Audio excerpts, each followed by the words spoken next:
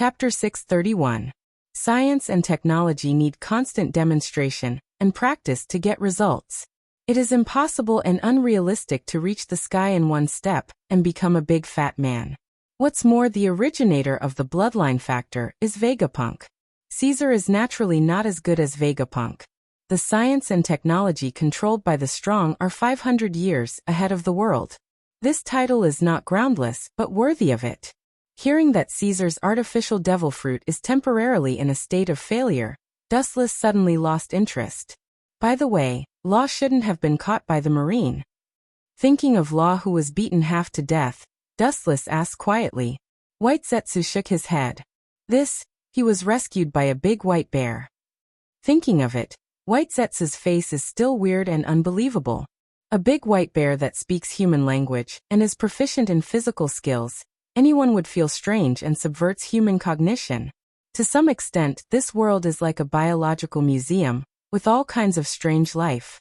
That useless kid, it's still too early to do the immortal surgery. His half-baked level, it will take at least 10 years of practice to reach the level I expect. Dustless sighed disappointedly. Surgeon fruit is a different kind of devil fruit. Its incredible attack can easily attack Logia without armament haki. It belongs to a special type of attack. It consumes a lot of stamina, overuse, and even consumes its own lifespan. Dustless knows Law's character. In case this kid overconsumes his vitality to play with himself, he will cry without tears. Isn't this a suspicion of raising a tiger? Since surgeon fruit is the ultimate devil fruit, maybe there are other abilities in addition to immortal surgery. I can see that the kid is born with a rebellious bone. When his wings are full, he may take the lead in attacking us. White Zetsu was worried. Raising a tiger? I naturally know this. It's not possible. That kid will indeed attack us. Hearing this, Dustless's closed eyes suddenly opened, revealing a cold light, and said blankly, But how likely do you think the pet can hurt its master? No, maybe my idea was wrong before. This ambitious pet wants to attack its master. It must clean up the other dogs of the master in advance. Don't you think so, White Zetsu? Dustless continued to close his eyes leisurely in the sun. What can be done about raising a tiger? The world government's establishment of Shichibukai is also raising a tiger. How to use it depends on how the master drives these wolves and dogs. Baiju nodded vaguely. He was confused by Dustless's words and didn't understand it at all. In any case, if you want to hurt Dustless master, you have to go through Doflamingo. White Zetsu. The meaning behind his words was that he was treating Doflamingo as the evil dog that Dustless spoke of. This is indeed the case. If Law wants to find trouble with Dustless in the future, the first thing he should do is to get rid of Doflamingo. After all, Doflamingo killed Law's most respected Corazon. Unless Dustless takes the initiative to attack, the chance of Law seeing him is 0. Taking a step back, even if Razin could destroy Doflamingo, he would have to face Don Chinjo and Hawkeye, followed by Marine headquarters and the world government, and finally Wu Chen's main body. It is self-evident how difficult it is. Wanting to retaliate against Dustless is actually just a motivation for Law to drive him forward. After all, a dream is a dream, and it can't be taken seriously. What's more, as long as I detect that he has the strength to perform the ageless surgery, I will use Genjutsu on him. That kid wants to turn over a new leaf. Dustless sneered. It's okay to retaliate against him, but the key is whether there is a chance. There have been countless people who wanted to retaliate against him, and in the end, they all ended up killing themselves. Some people are destined to be someone else's chess piece. Law is such a person. It's just his wishful thinking to turn over a new leaf. The world inside the system. The void always maintained a comfortable blue, and the beautiful golden color was intoxicating. Huiji carried the little girl in her arms and strolled around the courtyard. Her brows were filled with indolent happiness, and she would tease the little girl in her arms from time to time. Her appearance of being so happy that she forgot about home made people feel satisfied. The Jubi's physique was unexpectedly strong, and its recovery ability was extremely abnormal. The day after giving birth, Kagaya was able to get out of bed and walk at will, and she recovered in 2 or 3 days. This scene is rather harmonious. Dustless sighed with emotion, his tone carrying jealousy. Ling, the incarnation of the system consciousness, glanced at Dustless and saw what he was thinking at a glance. She said disdainfully, "You are obviously jealous that little Yueshi can be so close to Kagaya. You are not young anymore. You have lived 3 lives and you are more than 60 years old. You are jealous like a child who has not grown up." Hearing this, Dustless's mouth twitched violently, and he smiled embarrassedly. When Ling saw through his thoughts, he couldn't help blushing. As Ling said, he was indeed jealous. That little kid stuck to Kagaya all day long. Dustless wanted to find a suitable opportunity to talk to her. After pregnancy, women will report for charity and gentleness. Such a once-in-a-lifetime opportunity is suitable to talk to her and promote the relationship between the two sides. Maybe he can have a beautiful night with Kagaya, but it's all taken by that little kid. The depression in Dustless's heart can be imagined. Yueshi seemed to be aware of Dustless's depression. Her beautiful eyes narrowed into a crescent shape. Cute dimples appeared on her face, and her dark eyes jumped slyly. For fear that Dustless didn't know her existence, she called out to him. Seeing this scene, Dustless's old face couldn't help but turn black. He always felt that this deceptive girl was deliberately doing this. Chapter 632. Dustless was also helpless about this. In Huey's heart, the weight of Yueshi and Dustless was a one-sided situation. If he rashly struck up a conversation, even if he didn't want to admit it, there was an 80% chance that he would be humiliating himself, and he might even be mocked by Huey. "What a rare guest, what are you doing here?" The water surface splashed with faint ripples, and Huey was like a dragonfly skimming the surface of the water, gracefully arriving in front of Dustless. Unlike the past, although her calm voice was still a little cold, it was obviously different from the way she was isolated from the world in the past. Clearly, Huey's temperament had also changed. "Why can't I come? No matter what, this is my territory, and the ruler is also me." Dustless heard this and asked back, black lines appearing on his forehead. If he remembered correctly, this system world was his from the beginning to the end. Dustless was particularly unhappy with Huey's tone. It was obvious that she wanted to take over the magpie's nest. Yeah. As if noticing that her mother was wronged and treated unfairly, the little girl bared her fangs and brandished her claws at Dustless. Her fierce look made Dustless directly curse. "This unfilial child. Fortunately, I can jump now. In the future, when I'm old and can't move, I will definitely not be able to support me." Dustless's words caused Ling, and Huey to roll their eyes and smile at each other. Dustless said so, but he still pecked Yueshi's delicate little face, causing the little girl to be dissatisfied and use her white little hand to wipe her face. Seeing this scene, Dustless's lungs rolled, and he almost spat out a mouthful of old blood uncontrollably. "I can temporarily use divine might to absorb you into another space, and then leave this world together." Dustless looked at Huey with a serious face, looking for an answer. Hearing this, Huey shook her head resolutely. "Let's talk about it when Yueshi grows up. I feel that my life is much more fulfilling than before." Saying that, Huey also pecked Yueshi's face. Dustless's treatment was obviously different from hers. Little Yueshi leaned closer to Huey. The corner of his mouth twitched. Dustless no longer hesitated and chose to respect Huey's decision. Little Yueshi's shining eyes were filled with longing.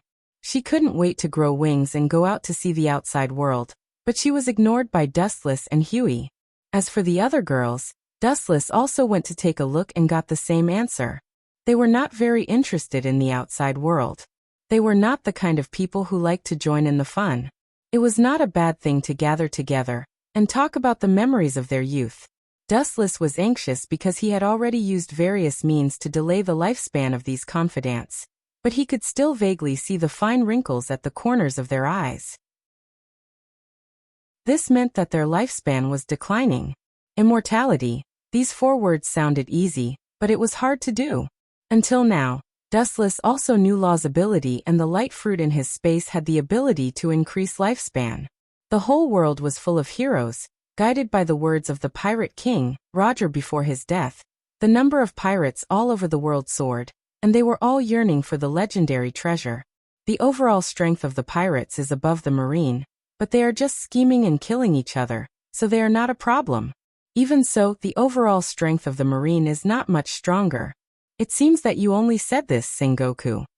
Dustless asked while holding the Den Den Mushi. The person on the other side is Fleet Admiral Sengoku of the Marine headquarters. The purpose is also very simple. Dustless's strength is obvious to all, and he hopes to use his strength to train the Marine recruits. What a joke! Dustless's own subordinates have never trained. How can he be bored enough to help Sengoku train the recruits? There is a retired Z that can do it. Could it be that this group of guys and Z had some irreconcilable conflict? Dustless secretly guessed. Z is a tragic character. He was loyal to the Marine all his life, but in the end he died in the hands of the Marine.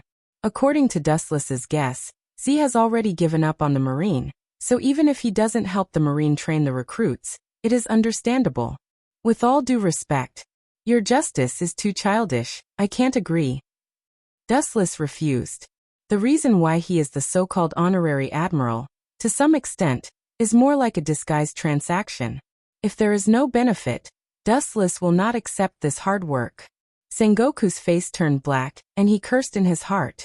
If you don't want to help, then don't help, but insult our name of justice. Sengoku's heart is actually very bitter. The Marine has done countless shady things in the dark, and it is really not that righteous. Justice is just hanging on the mouth to fool the world.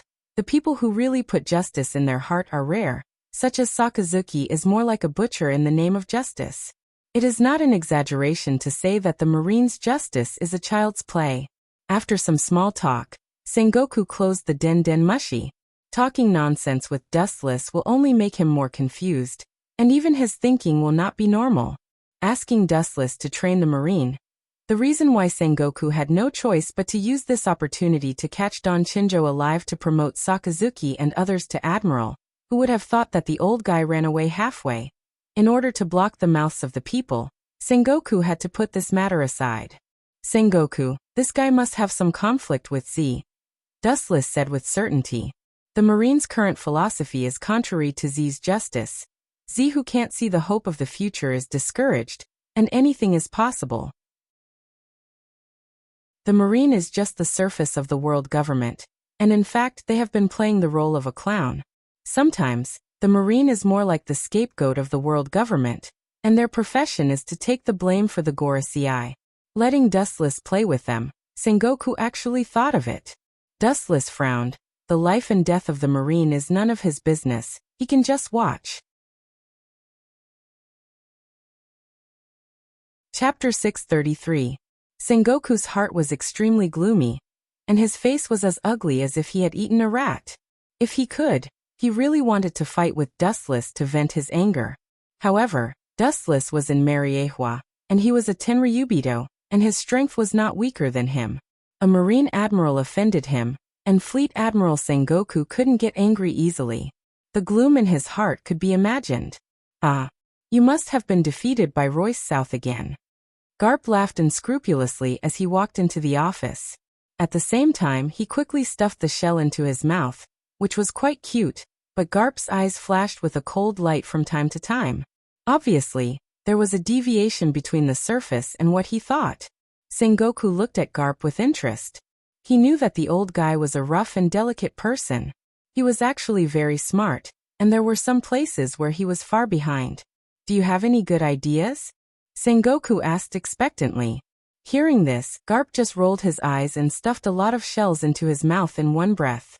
A smile appeared on his rough face as he shook his head and said, "It's not a good idea, but, fart, there is one."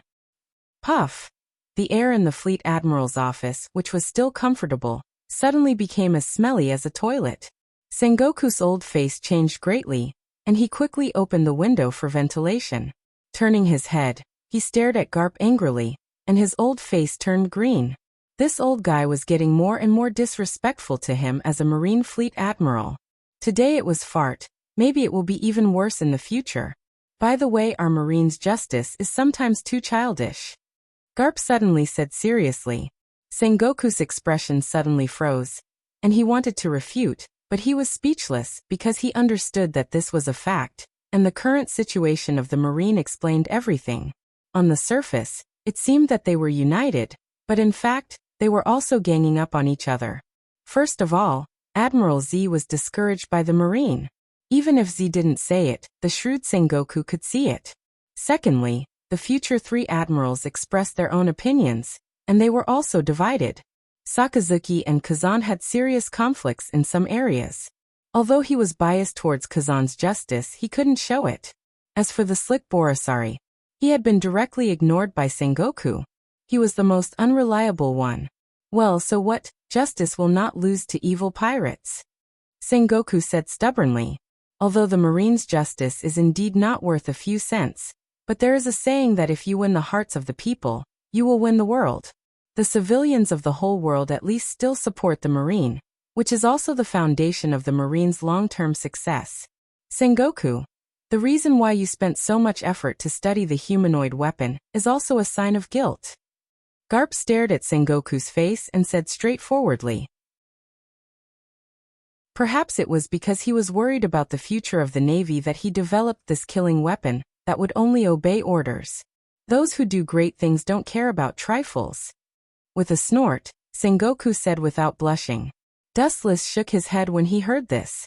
He could understand Sengoku. This may be one of the reasons why Dustless thinks that the marine's justice is a joke. On the one hand, he talks about holy justice every day, but behind his back, there are countless crazy experiments as well as inhumane cold orders, treating human life as grass. The two completely contradicted each other. It wasn't an exaggeration to say that it was child's play. East Blue, Fengche Town. Since the last time Dustless left, the whole island has returned to tranquility, but there are still bandits roaming around. As for what they do, it's also their normal work. Luffy didn't know anything about the last incident, which was also thanks to Dustless. Ace and Sabo didn't tell him because they were afraid of leaving a shadow in his heart. In the lively tavern, the Akagami Red Hair pirates drank beer and laughed. They had forgotten the pain of the past and found new companions during this period. Soon, Akagami Red Hair will choose to return to the New World. This time, the tavern is equivalent to a farewell drink for everyone. During this period, the rubber fruit that Shanks brought to the New World was also eaten by Luffy by mistake and became a landlubber who couldn't swim. Shanks could only smile bitterly. This is the last time we meet, Luffy. Rubbing Luffy's hair, Shanks smiled generously. Luffy nodded disappointedly, his eyes were full of reluctance. Then he raised his fist and shouted, "I will also become a world-famous pirate in the future." It was still a short time, but Shanks' brainwashing and talking skills were done well. Luffy was fooled and full of yearning for the magnificent sea. "That's the best. I'm really looking forward to meeting you in the New World in the future." Shanks was pleased to see this. "In the future I'll go? You don't need to go. Pirates value teamwork. All of you stay here. Isn't it a teamwork to be buried with me?" Luffy's immature voice suddenly deepened, like the whisper of a devil, filling the ears of red-haired Shanks. Immediately, his pupils changed strangely, flashing with a demonic bloody light. Luffy's whole body floated with a faint bloody light, and it was extremely gloomy. Because it was too evil, the entire tavern fainted in an instant. The only ones who could remain conscious were Red Hair Shanks and his crew. "What? Haven't you recognized your old friend? Ah. It's really disappointing. In order to meet an old friend who hasn't seen me for a long time, I deliberately used the eternal Mangekyo Sharingan, hoping to maintain this state for a while, but you forgot who I am." Luffy's eyes turned into Scarlet Sharingan, which was extremely strange, and the corners of his mouth were raised. With the flashing red light, he was no different from a demon coming out of hell to take people's lives. The transcription seal that Dustless hid in Luffy's eye sockets was finally activated. It's just that Luffy doesn't have Sharingan, and only God knows how long it can last, but for Dustless, it's enough time. Chapter 634. Red Hair Shanks's face changed greatly. This voice seemed to be full of indifference to all life. He could not forget it at all times and had always remembered it in his heart. The former crew members of the Akagami Red Hair pirates were all killed by the owner of this voice. Ah. It seems that you finally remember me, Shanks. Luffy laughed casually. His words were filled with frivolity. Combined with his frivolous action of scratching his head, it was completely different from the usual Luffy. Especially those red eyes that were emitting a red light that could devour people. They were filled with an indescribable pressure. These strange eyes are the nightmare of the entire crew of the Akagami Red Hair pirates, and they will never let it go. It has already left an indelible mark in their hearts. There is no doubt that at this moment, Dustless's consciousness replaced Luffy's.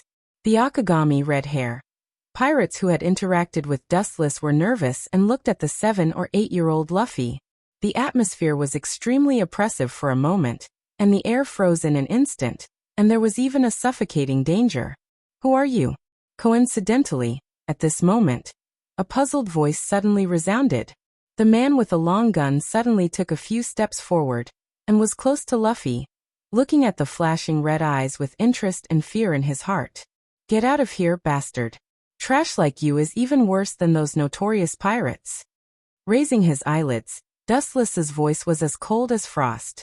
For people like Jesuit, Dustless hates them the most. What did you say? Apologize to me immediately. Hearing this, Jesuit's face changed greatly, and the muzzle was almost instantly aimed at Luffy, staring at him angrily. No one can be relieved when they are called trash and bastard. If Luffy was not a child, he would have shot him immediately. Stop, Jesuit. He is no longer Luffy, and Luffy's consciousness has been replaced by someone else. Red Hair Shanks said hoarsely. The western sword was already in his hand, and he was on guard against Dustless's every move. Jezeb was taken aback when he heard that. Just as he was about to retract his gun, Luffy's tender body leaped up in a strange manner. His movements were smooth and fluid, and his powerful little foot kicked mercilessly at Jezeb's face. Bang! Jesus Boo, who was caught off guard, was sent flying and crashed into a big tree. Trash like you is worse than scum. Staying here will only pollute the air. Dustless's crimson eyes were filled with disgust. His tone was mechanical and emotionless. Dustless hated selfish people like Jezeb the most. For his so-called dream, he abandoned his wife and children to become a pirate. Even when his wife died, he didn't look back. Dustless could not sacrifice his own family members to realize his dreams. Even if he was cold-blooded, he could not do it. His confidants were existences that he would risk his life to protect, let alone abandon them. Therefore, Dustless wanted to kill Jesus Boo the moment he laid eyes on him. If it weren't for the insufficient chakra in the transcription seal, he would have definitely torn this heartless bastard into pieces. You're courting death. Jezeb's eyes flashed with murderous intent, and then he rushed over, his fist covered with armament haki, and it seemed that he wanted to teach Luffy a lesson. Akagami Red Hair. Pirates are first-class masters. Jezeb can cover bullets with armament haki, and his limbs can naturally use armament haki. Come back, Jezeb. This guy is the culprit who forced the Akagami Red Hair pirates into a desperate situation. Vice Captain Ben Beckman suddenly screamed. His tone was full of eagerness, but it was too late. Dustless's crimson eyes twisted, and he spat out cold mist. Trash that is worse than scum. You will be cut to pieces in the dream world. As soon as Dustless's voice fell, Jesus Boo's rapidly approaching body suddenly stopped. His eyes were empty and dazed, like a zombie that had lost its soul, turning into a walking corpse. He then fell to the ground, unable to bear it any longer. Dustless easily dealt with him using illusions. Seeing this scene, the Akagami Red Hair pirates raised their swords. Era.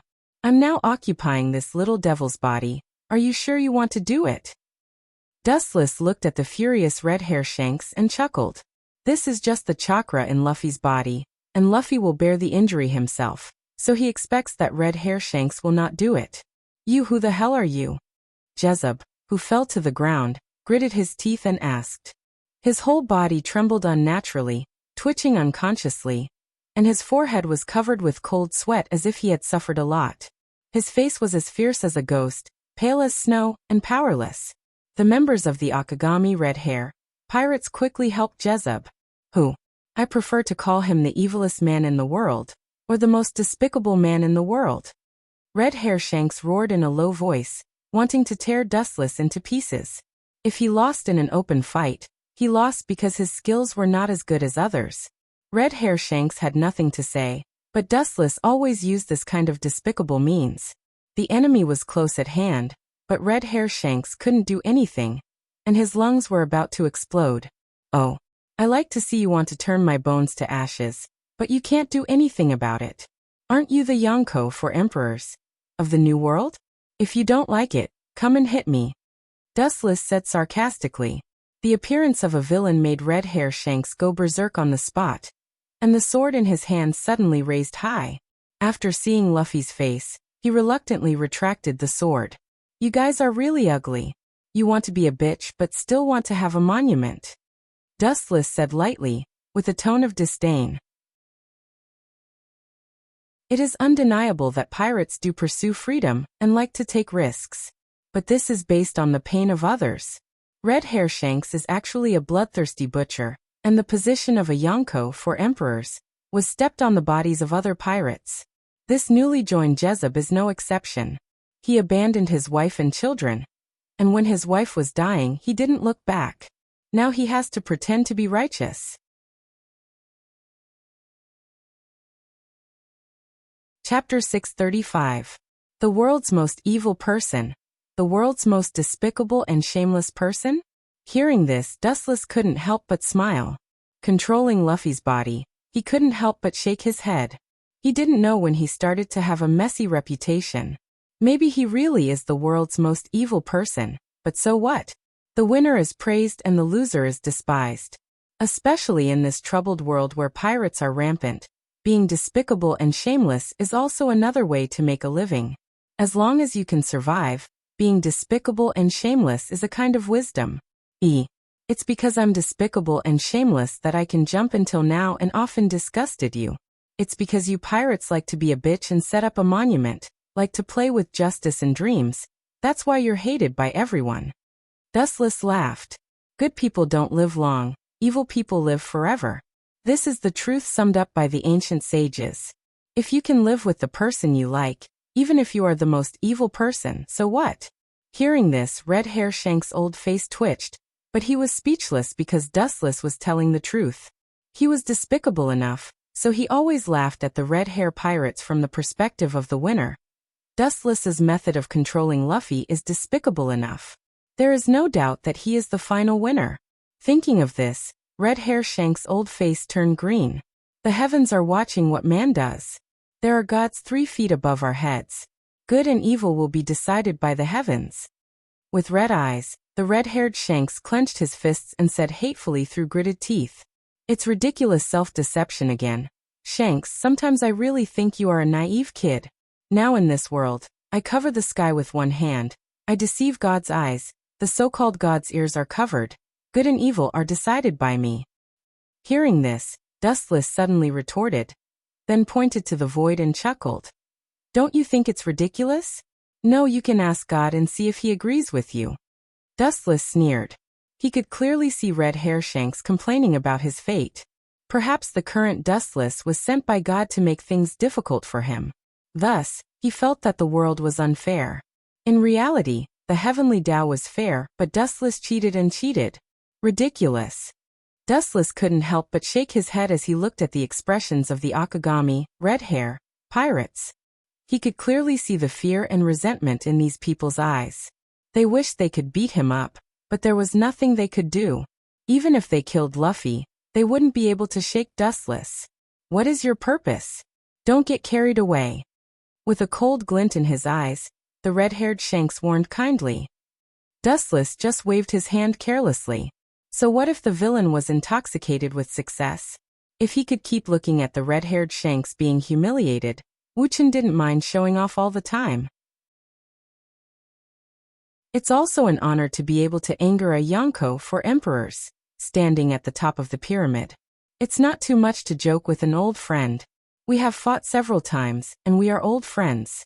It's just that every time I beat you up. I'm sorry, next time I will be merciful. At least I will leave you some self-esteem, so that you won't be as miserable as you are now. Dustless nodded. Kill this bastard. The crew of the Akagami Red Hair Pirates finally couldn't stand Dustless's sarcasm and stood up to propose to kill him directly.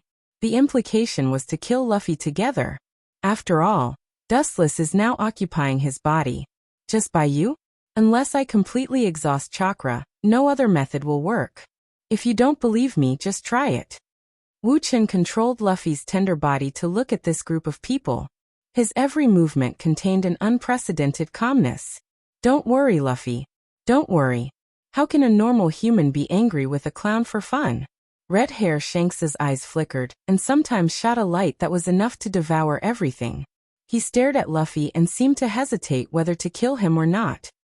The Navy meets the Sea Thieves, justice meets evil. Two diametrically opposed forces come into contact with each other. What do you think will happen other than a war? Wu Chen asked with a smile. Red Hair Shanks's tight face showed a sneer. Although the crew today is not as good as before, they are all elites. Armament hockey and observation hockey are all elites. It is tantamount to a dream to suddenly attack and kill them. The war I'm talking about is not the kind where you fight back and forth, it's just unilateral annihilation. Dustless's smiling face solidified.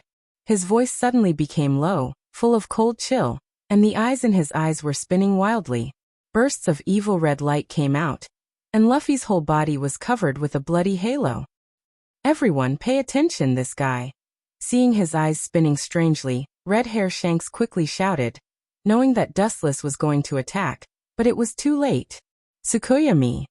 The red hair pirates who saw Dustless's eyes were almost instantly wiped out and fell to the ground powerlessly. Their faces were as pale as paper, and their expressions were faintly filled with horror and boundless fear. As expected of Yonko, for emperors, Red Hair Shanks, he still has consciousness. Dustless's calm voice splashed with ripples, and he was quite surprised.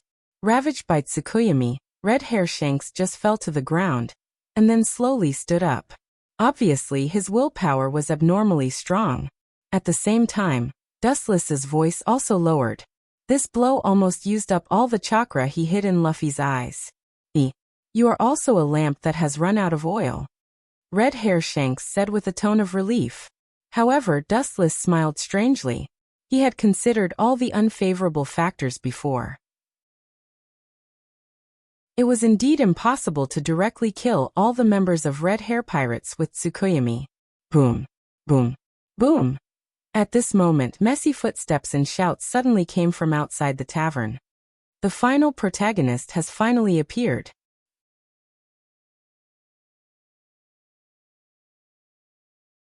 Chapter 636. Noticing the messy footsteps outside the tavern, red-haired Shanks's face changed drastically. Normally, he wouldn't care about some small fries, but now things are different. Attacked by Dustless Tsukuyomi, he was like a swaying willow branch in the wind and rain. He could only go with the flow without any resistance. He was extremely weak.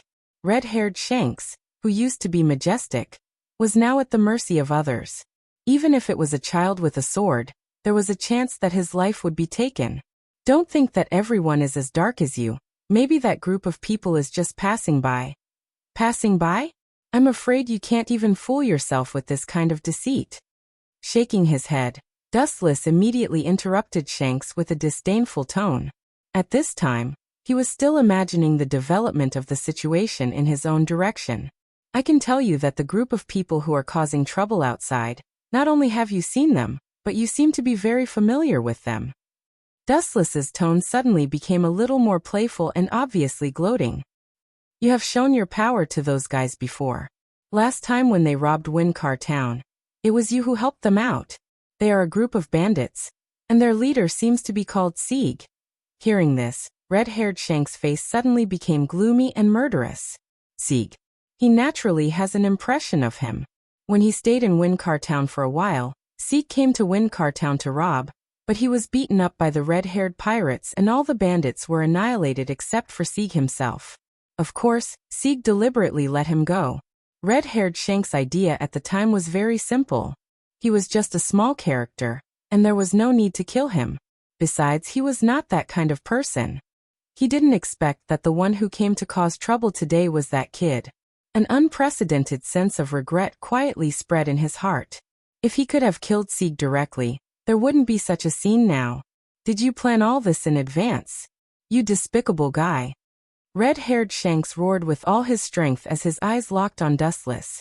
It seemed that this was the only way he could vent his suppressed emotions and calm himself down, so that he could find a good strategy to defeat the enemy. Since you said that I am the evilest person in the world, so what if I'm despicable and shameless? The winner is still me. The Yonko for emperors. May be killed by a bandit with a bounty of 8 million berries. This news must be very exciting. Dustless chuckled indifferently. Sizing up the red-haired Shanks, Dustless' interest was piqued. He smiled and said, "Actually, it's not like there's no way to survive. Lower your self-esteem and become in your dreams." As if he had expected what Dustless was going to say, Shank immediately refuted him. Pirates are a group of people who advocate freedom. Asking him to be Dustless's subordinate is tantamount to a fool's dream. What's more, the lives of the Japanese crew of the Akagami pirates were all given by Dustless. He only has pure hatred. It's impossible for him to be Dustless's subordinate. There's a road to heaven but you don't want to take it. There's no door to hell but you want to jump into it. Anyway, it's up to you. Dustless said calmly. He had already guessed that red-haired Shanks would mercilessly refuse. The latter likes to live an unrestrained life, but Dustless wants to lock him in a cage and live alone. This is obviously impossible. Then again, do you think a group of bandits can kill us? Red-haired Shanks clenched his teeth and insisted. His shining eyes were full of stubbornness, and haki was faintly oozing out of his body. The whole tavern shook as if there was a sudden earthquake. Kakaka! Countless cracks appeared on the wooden house, as messy as a spiderweb. This exquisite haki can't be underestimated. No wonder this kid can become one of the Yonko for emperors at such a young age. Dustless slightly nodded as he saw the scene in front of him and remembered it in his heart. Looking at the whole world, red-haired Shanks is the only person who can use Haushiko haki to make substantial attacks. This is something that even Whitebeard who fought with Dustless can't do. As for Garp, he may be able to do it, but Dustless hasn't seen it before. At least in his knowledge, the only person who can do this is red-haired Shanks. I thought my haki was a small achievement, but compared with this bastard, it seems that I'm still far behind. Dustless sighed with disappointment. In the final analysis, he is also a human being. Everything needs to be done step by step. Although Haki's training is very fast, it's still a far cry from red-haired Shanks. Boom boom boom. The tavern finally couldn't withstand red-haired Shanks' haki and burst in an instant. The pillars supporting the roof have collapsed, and the cracks around them are getting bigger and bigger. The sunlight from the outside has shone inside the tavern. Is it possible that this guy, a dog, will jump over a wall? This sentence is appropriate for red-haired Shanks. He can also jump over a wall. Dustless instantly understood the intentions of red-haired Shanks. He intends to use Haushiko haki to directly collapse the entire tavern and bury the entire Akagami, red-haired pirates, in it. In this way, it will be possible to escape this disaster. The bandits are just looking for money.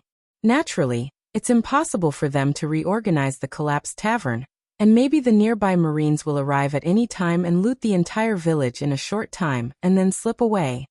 But you're really vicious. The crew of the Akagami red-haired pirates is a strong man. Naturally, they won't be killed by the collapse piles. As a rubber man, Luffy won't have an accident, but the ordinary people in the tavern will inevitably become funerary objects. They are all mortals. A mad dog driven mad is scary enough, but I suddenly feel that a mad red-haired Shanks is even scarier, because he's capable of doing anything.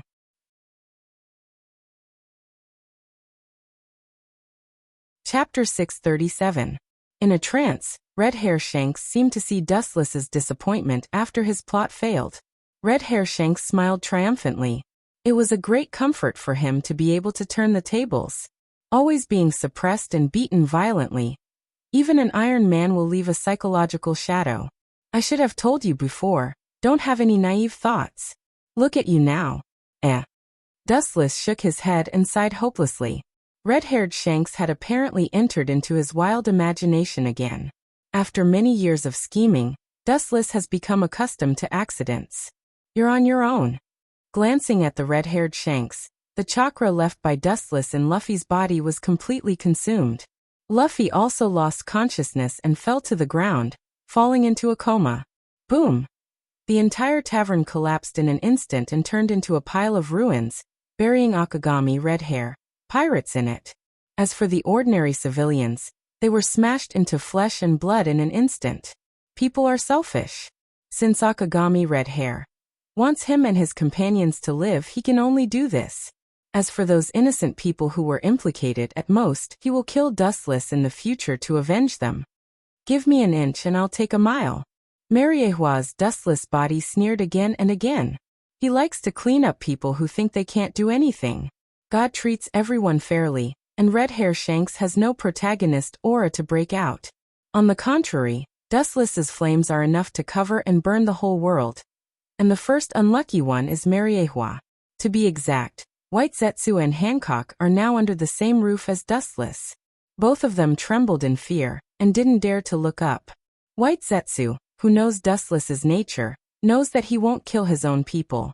On the other hand, Hancock's pretty face is pale and full of fear. It's no wonder that it's the first time she has seen Dustless's murderous look.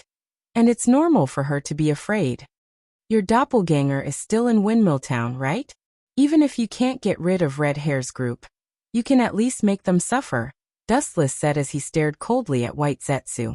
White Zetsu immediately nodded when he heard that, indicating that there was no problem. Red Hair Shanks at his peak was definitely not a match for him, even if there were 100 of him stacked together. However, Red Hair had already been tricked by Dustless's Tsukuyomi, making it much easier to deal with him.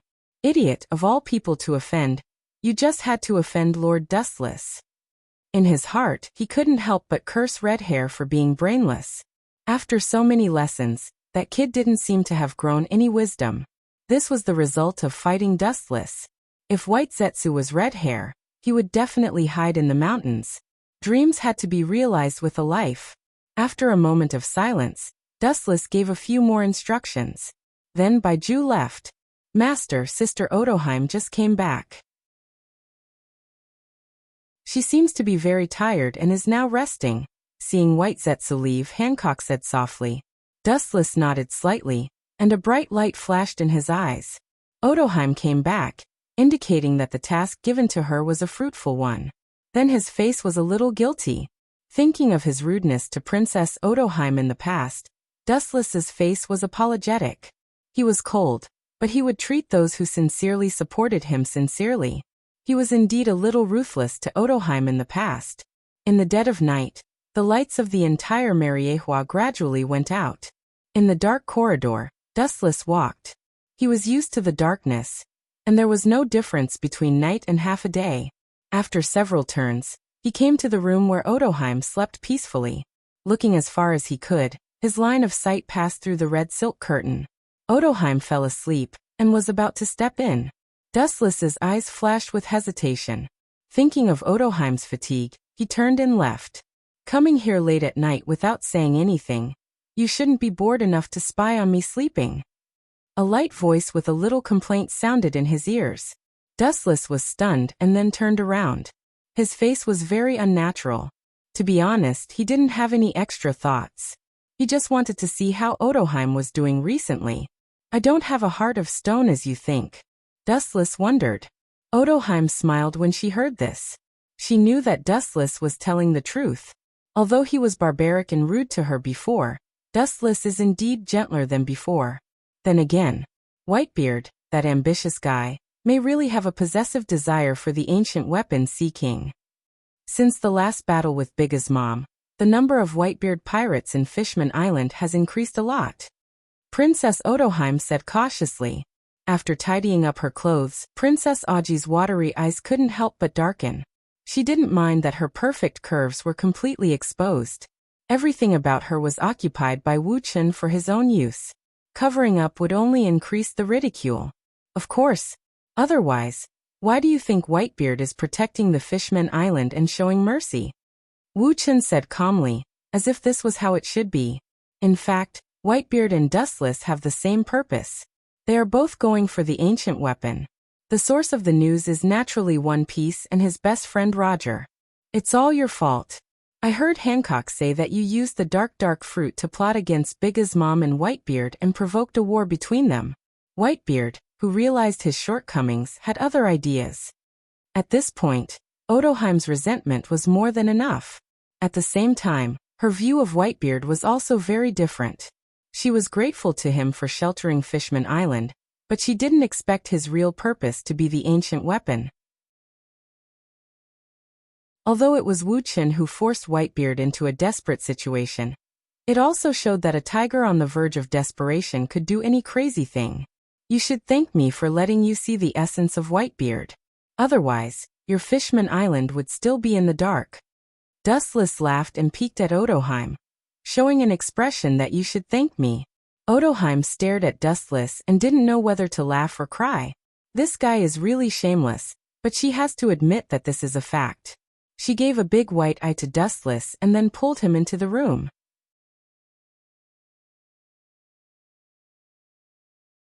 Chapter 638.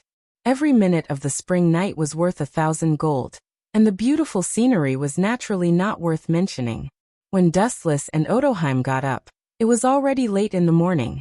Under Hancock's care, Dustless lazily got up from the bed. Everything was handed over to his subordinates, and he was unusually free.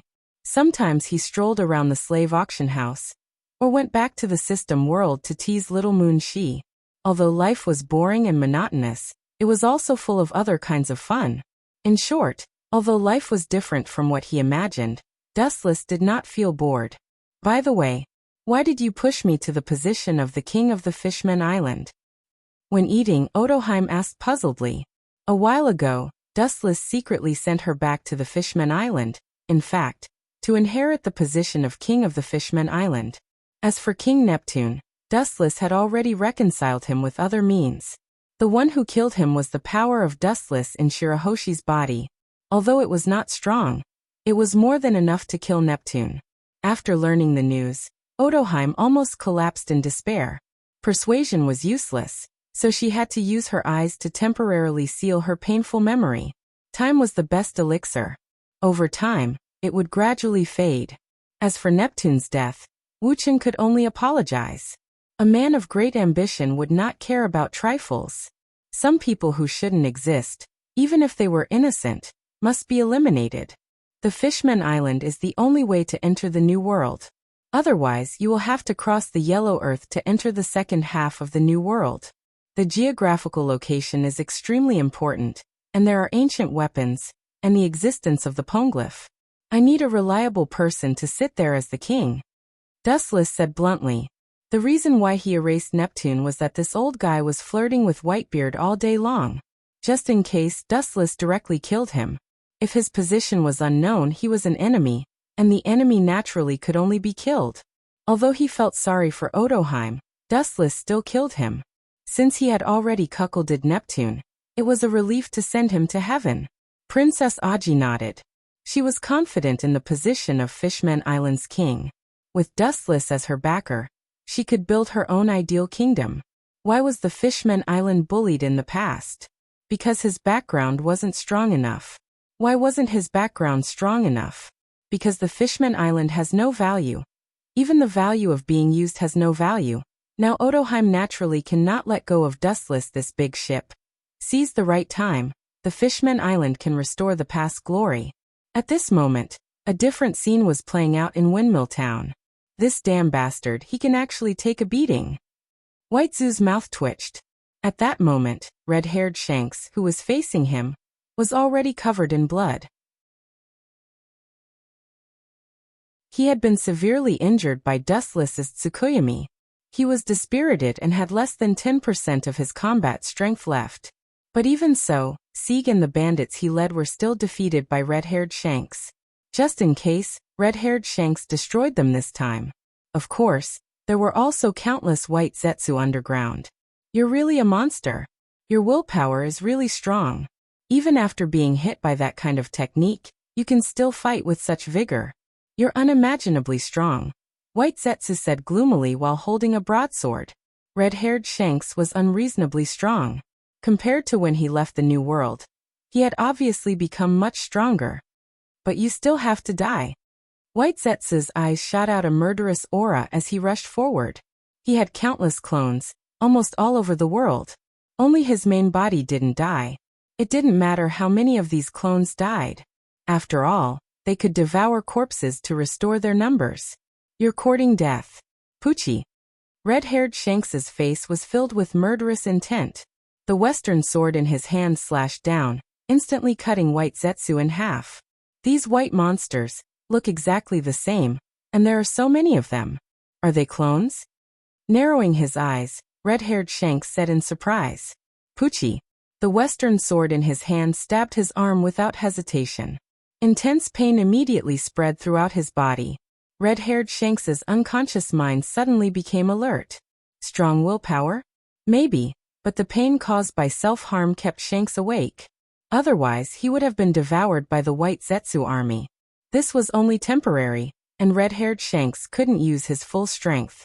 As time passed, the disadvantage became more and more obvious. It wasn't until the evening that the farce ended. With a Poochie sound, red-haired Shanks killed the last White Zetsu. The corpses had piled up into a mountain. He was also full of holes, and his left arm was missing. Before the group fight, it was cut down by White Zetsu. Even so, red-haired Shanks persisted. After knowing what happened, Dustless couldn't help but respect him. If possible, Dustless still wanted to take this kind of tough guy for his own use. Once this kind of person was tamed, he would be as loyal as an eagle and would never betray him. However, the two sides had already formed an irreconcilable grudge, so he could only use absolute power to destroy him. Time flew by, spring came and went. When he realized it had already been 5 years. Mariajoya. The bright and beautiful sun was descending from the 9th heaven. Wu Chen was leisurely lying on the couch and enjoying the sunbath. On his abdomen, there was a little girl who looked like she was carved from jade. Her black eyes were like black agate. Touching the little girl's silver hair, Dustless's face was full of helplessness. He then sighed. For this scene, he was obviously used to it. Yushi, come down. Do you want to crush father? Yushi just made a face at Dustless, then jumped 3 feet high and landed heavily on Dustless's abdomen. Wu Chen hurriedly caught her. This mischievous brat knew how to torment people more than anyone else. The reason why he brought her out of the system world was that this little brat had been pestering Huey every day. Huey, who loved her dearly, couldn't bear to reject her. Yushi was her flesh and blood, so she naturally didn't want her daughter to be wronged. Since Kagaya had spoken, Dustless naturally brought Yushi to see the outside world.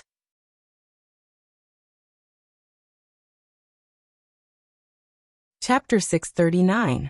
Wu Chen didn't know whether to laugh or cry as he looked at the naughty girl in his arms. This little mischievous child was extremely shrewd and cunning. There was a world of difference between her IQ and her immature body. Then he helplessly carried her to the depths of the room. The drinks that Hancock had already prepared were clearly visible and neatly placed on the exquisite stone table. That old man really knows how to enjoy life. He is living a carefree life outside and still has a beautiful little maid. Yushi's little mouth was constantly stuffed with pastries. From time to time, she glanced at Hancock's curves and secretly nodded. Her eyes then became dull and empty.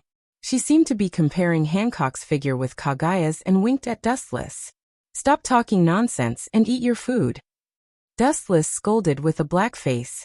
He was speechless. He really couldn't figure out what Kagaya taught this little girl. But looking at her eyes, it was obvious that she was self-taught. He picked up the newspaper sent by Hancock and read it carefully, looking for the information he needed. If he guessed correctly, the 3 lieutenant generals should set foot on the summit in a few days. Seeing that Dustless didn't answer, little Yushi took advantage of the situation. Obviously, she didn't want to let Dustless go so easily. No wonder the aunties said that you are a monk who doesn't get close to women. I am the only one, it's the body. The words that were about to come out of her mouth stopped abruptly. Yushi's neck unconsciously shrank. Dustless's eyes were gloomy as he stared at her sternly. My body is normal. Yushi quickly changed her words. She begged Kagaya for several months before she was able to come out. She didn't want to be locked in the little black room by Dustless again. Helplessly glancing at her, Wu Qin withdrew his line of sight. This eccentric little girl was very strange. Sometimes he had to teach her a lesson. Otherwise, she might really take advantage of him. Rumble. The den mushi on the table suddenly rang. Dustless looked at Hancock, who nodded and took the den mushi. You really know how to enjoy life. Little Yushi rolled her eyes, but was simply ignored by Dustless. Living with Kagaya all year round, she is full of strangers to the outside world. The decadent life of the celestial dragons is beyond the imagination of the world. The resources of the whole world are at their disposal. In fact, compared to other celestial dragons, Dustless was already a monk who had seen through the world of mortals. Long time no see, Sengoku. A magnetic voice came out of Dustless's mouth. He said softly, You don't come to the Three Treasures Palace for no reason. You must be up to no good by coming to find me. Marshal Sengoku on the other end of the phone was stunned. After thinking about it carefully, he was embarrassed. It was not a good thing for him to look for Dustless. Every time he looked for Dustless, he would find all kinds of hard work for Dustless. Ahem. There are exceptions to everything. Sengoku's face was red and he was gloomy. Before it started in this short confrontation, he seemed to have fallen into a disadvantage. He couldn't help but feel emotional. Every time they had contact in the past, Sengoku seemed to be at a disadvantage. Do you want me to participate in the promotion ceremony of Kazan and Sakazuki? In an instant he understood Sengoku's intention. Dustless's voice came into Sengoku's ears. Yes, at present, I am the only admiral in the marine. It is indeed unreasonable not to participate. Sengoku breathed a sigh of relief when he heard this, and his tight heart also relaxed. He was about to open his mouth to praise Wu Qin, but suddenly he became sensible and sent him to the 18th floor of hell. Even so, I still don't have time. You should know that my naughty daughter needs me to look after her. Dustless refused. Sengoku couldn't refute it. Hearing this, Sengoku's old face turned green in an instant. He was anxious for a while. As a marshal, he had never been smooth when he looked for Wu Qin, a general. Every time it was bumpy. Fortunately, he had already made preparations for this. He had long been prepared to coax and pester. After several years of getting along, Sengoku has figured out Dustless's temperament. This kind of person hates threats and coercion the most. If he does what he wants, he can turn the impossible into possible. If he blindly goes against Dustless, he will just be asking for trouble. There is no problem to participate, but there is a condition. About half an hour later, Dustless, who couldn't stand Sengoku's words, said. Sengoku's face was slightly stiff, and then he remembered the sensitive situation. He gritted his teeth and said, As long as it is within my power and does not violate the Marine's philosophy, I can promise you. Dustless nodded and was about to turn off the den mushi, when Sengoku's intriguing voice suddenly sounded again, and the tone was full of different meanings. What do you think of the three of them? Sengoku's eyes narrowed slightly as he asked quietly. Dustless always felt that Sengoku's words had a hidden meaning. The three of them were naturally Sakazuki, Kazan and Borsellino. Is this old guy looking for a candidate for the future fleet admiral now? Dustless was secretly surprised as an absurd idea suddenly popped up. Sengoku has not been in the position of fleet admiral for long, about 6 or 7 years, and he is still at the peak of his life. It is too early to choose a candidate for the future fleet admiral. Everyone has their own strengths. Borsellino, Kazan, and Sakazuki are all trustworthy, and they can all be stable in the future. Dustless took a sip of tea and said softly. At the same time, he also understood the intention of Sengoku. This old guy was nothing more than wanting to sound out his opinion. The candidate for the fleet admiral is not something that Sengoku can choose by himself. Generals like Dustless, Garp, and Vice Admiral Tsuru all have the right to speak. Now he is just asking for Dustless's opinion. As for the suitable candidate in Sengoku's mind, it is naturally Kazan. Not only him, perhaps Garp and Vice Admiral Tsuru are more inclined to Kazan. Now the most important thing is Dustless, the candidate decided by the marine giants. In the future, once Sengoku retires, Kazan will take over Sengoku's position.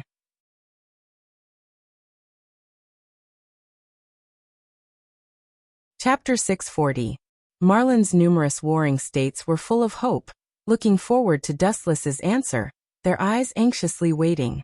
A person like Sengoku was also a true man of justice, the complete opposite of those who talk about justice all day long, but are perfunctory in their hearts. Although the things he dealt with were a bit dirty, at least he was more decent than people like Sakazuki. Unlike Sakazuki's extreme justice, Sengoku is more about benevolence and righteousness, which is somewhat similar to Kazan. Kazan.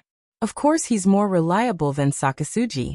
Forgive me for being blunt, but there's a world of difference between the two. Dustless looked at Kazan with admiration, and didn't hesitate to send Sakasuji to hell. It stands to reason that Sakazuki is an extreme person. In order to maintain the rule of Tenryubito and the world government, he can sacrifice anyone. Maintaining the rule of the world government is naturally a disguised protection of Tenryubito. But Dustless knows that Sakazuki is a loyal dog of Gorosei, 5 Elder Stars. In the future, Sengoku supported Kazan to be the Marine Headquarters Fleet Admiral. Because Gorosei, 5 Elder Stars, supported Sakazuki, the position of Fleet Admiral was turned to this kid. Later, the two sides had a fierce battle in Punk Hazard, and Sakazuki suppressed Kazan. Dustless naturally doesn't want the leader of the Marine to become a dog of Gorosei, 5 Elder Stars in the future.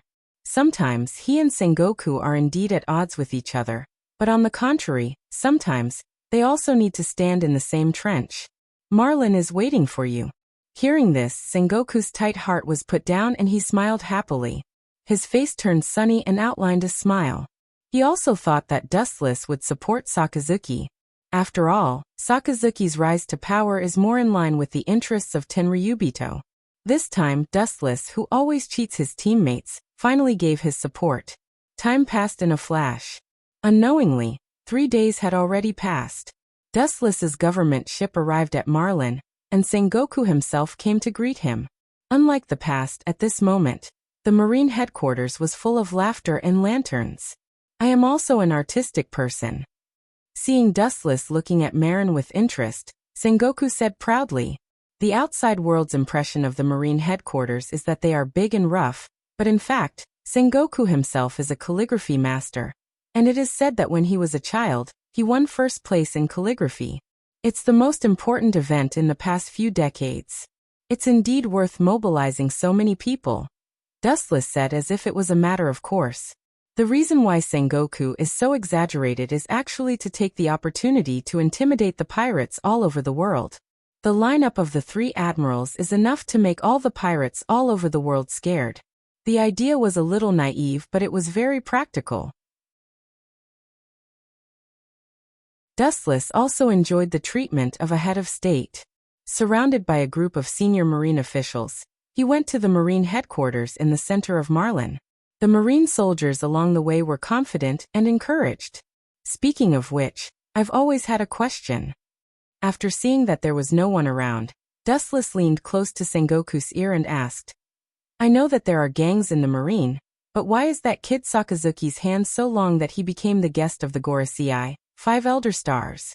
Dustless asked doubtfully. Sakazuki became the fleet admiral because of the Gorosei, 5 Elder Stars. Sengoku's face solidified, and the corner of his eyes spread as he whispered. I don't know much about this. Maybe the Gorosei, 5 Elder Stars, value his style of doing things. In troubled times, a resolute Marine general is needed to intimidate the world. Dustless gently nodded and reluctantly accepted Sengoku's words. As the only admiral at present, Dustless's arrival immediately attracted everyone's attention, including the retired Z, but after looking at Dustless, he ignored him. Regarding this, Wuchim was too lazy to say more. Z, this old man's temper was too stubborn. The ceremony was extremely fast, and it was simply announced to the world through the video Den Den Mushi. In addition, after Sengoku made an impassioned declaration, the ceremony was hastily completed. The 3 admirals also got new nicknames, Akainu Akiji Kizaru. This is also a combination of their fruitability and behavior. The atmosphere in the office was depressing, and there were only a few people. Kizaru, Akiji, Akainu, and others were also in high spirits. After decades of being a Marine Vice Admiral, now the hard days are finally over. Ka. At this moment, the office door was pushed open, and several people with strange appearances suddenly came into view. Who ordered you to come here? Sengoku frowned and looked slightly dissatisfied. Looking closely, these people are CP0. They are not under the management of the Marine, nor under the jurisdiction of the Gorosei, 5 Elder Stars. They only serve one target so far, celestial dragons. This group of guys. Marine Headquarters Admiral promotion has nothing to do with them. Dustless also frowned. For this group of CP0 who dress like the indigenous people, Dustless is really not interested, even if their service target is celestial dragons. Dustless is celestial dragons, but unfortunately, he is not qualified to order them, and he can't even find the shadow of these CP0. With the attitude of watching the play, Dustless bowed his head and was silent. He suddenly remembered 6 or 7 years ago. When he first came to this world, he met Celestial Dragon's fiancée. She seemed to have an inextricable relationship with CP0. In fact, it's not only Dustless who can't order these CP0, many Celestial Dragons don't have such qualifications. Charles Ross, who was beaten last time in the Sabaody archipelago, may not even know the existence of this organization. Even if they were really serving the Celestial Dragons, they would be serving the powerful and influential people among the Celestial Dragons. Dustless's eyes instinctively fell on Akainu, but this guy still had a serious look on his face, which showed that it had nothing to do with him. All the people present were puzzled.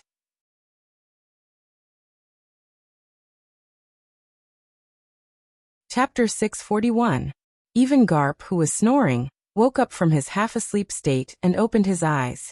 He was disgusted and deeply curious about these mice who had been hiding in the dark all year round. The more mysterious things are, the more attractive they are, which is human nature. The new 3 admirals also looked at the sudden appearance of CP0. To some extent, any action they take represents the Tenryubido behind the scenes.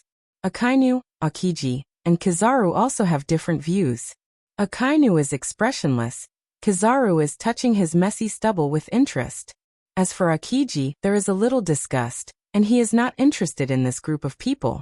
The high-level Marines present. Their eyes are faintly aimed at the members of the CP0. The mice that have been hiding in the dark suddenly burst out one day. Anyone will feel strange. This group of professional servants are Tenryubito's lackeys, and the Gorosei, 5 Elder Stars, have no right to interfere with them, let alone Sengoku. Sorry, you are not among the objects we report to. The tall, expressionless man said, and his indifferent voice coincides with the machine.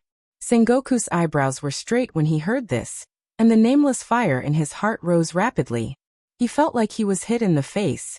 The implication of this remark is that Sengoku is not qualified to listen to their report. This is the Marine headquarters of Marin.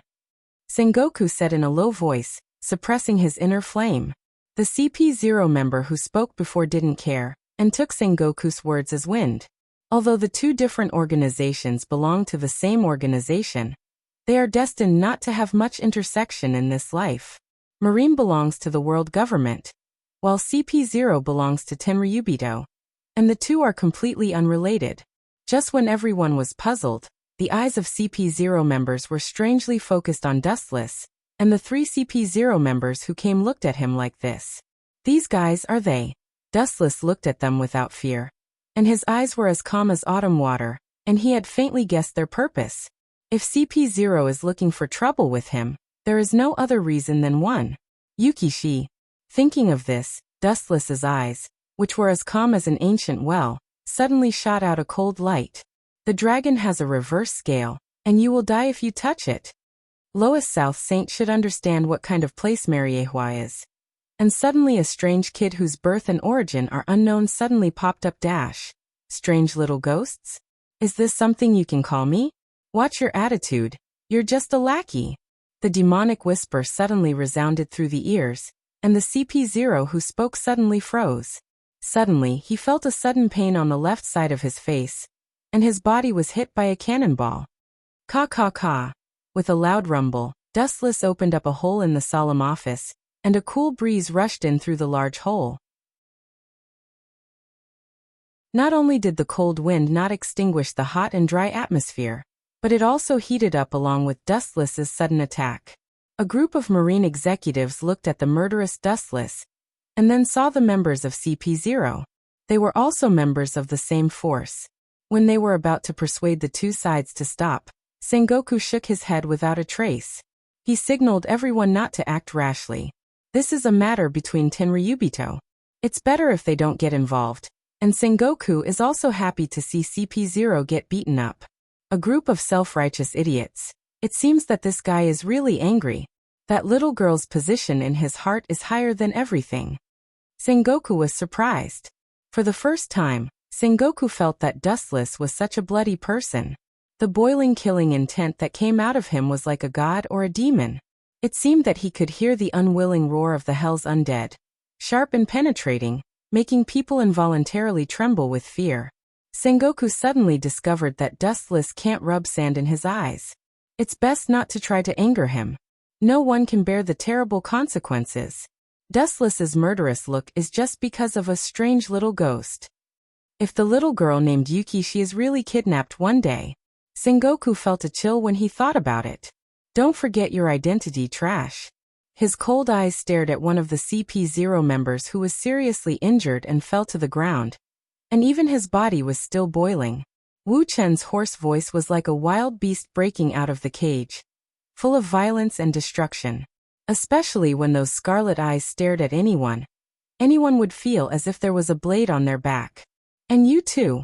His eyes suddenly fell on the remaining two CP0 members, and the blood in his eyes made their faces change greatly. The strange red light seemed to be able to distort time and space, revealing the gravitational force that will tear them to pieces. They retreated out of instinctive fear. Bullying the weak and fearing the strong, he's cuter. Garp laughed happily. He couldn't help but feel speechless for Sengoku. When facing Sengoku just now, the momentum of this group of CP0 members was still on par with him, or even higher than Sengoku. On the other hand, Dustless is as scared as a mouse seeing a fat cat. Sengoku's face is indifferent. A long illness makes a good doctor. He has been used to being slapped in the face. Over time, he has also developed a body of steel and iron, which is entirely thanks to Dustless. Don't act rashly. If you have something to say, we are actually just investigating her origin. There is no malice. Seeing their companion instantly killed by Dustless, the other two CP0 members had cold sweat on their foreheads. I naturally know that you have no malice otherwise. Do you think you are standing and talking to me now? Raising his eyelids, Dustless said with no sadness or joy. The rage that broke out all over his body spread out like a tide. The whole office was frozen. Wu Chen's face was covered with frost. The flowing air turned into ice dregs. Crystal flowers formed in the air strangely. The atmosphere solidified instantly. At this moment, life seemed to be pulled out of the long river of time, no longer under his control, and time was frozen. Dustless took a step forward with no expression on his face, and the spirit of the remaining two CP0 members collapsed, and the unprecedented oppression made them almost suffocated.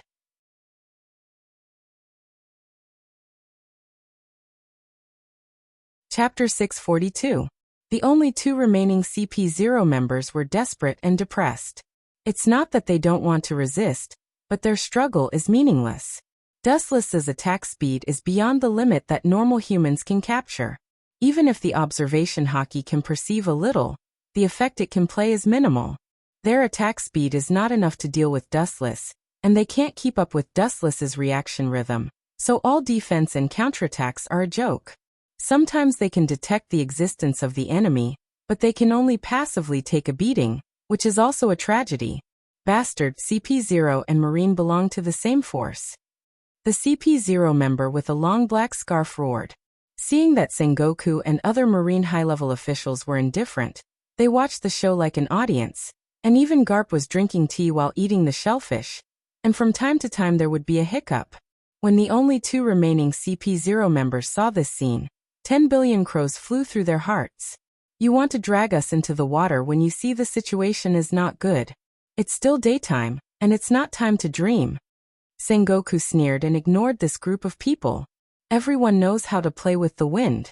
CP0 belongs to Tenryubito, and Marine belongs to the world government. Although the two are of the same origin, they are also clearly separated. Our Marine naturally has no qualifications to intervene. Sengoku said bluntly, with a gloating tone.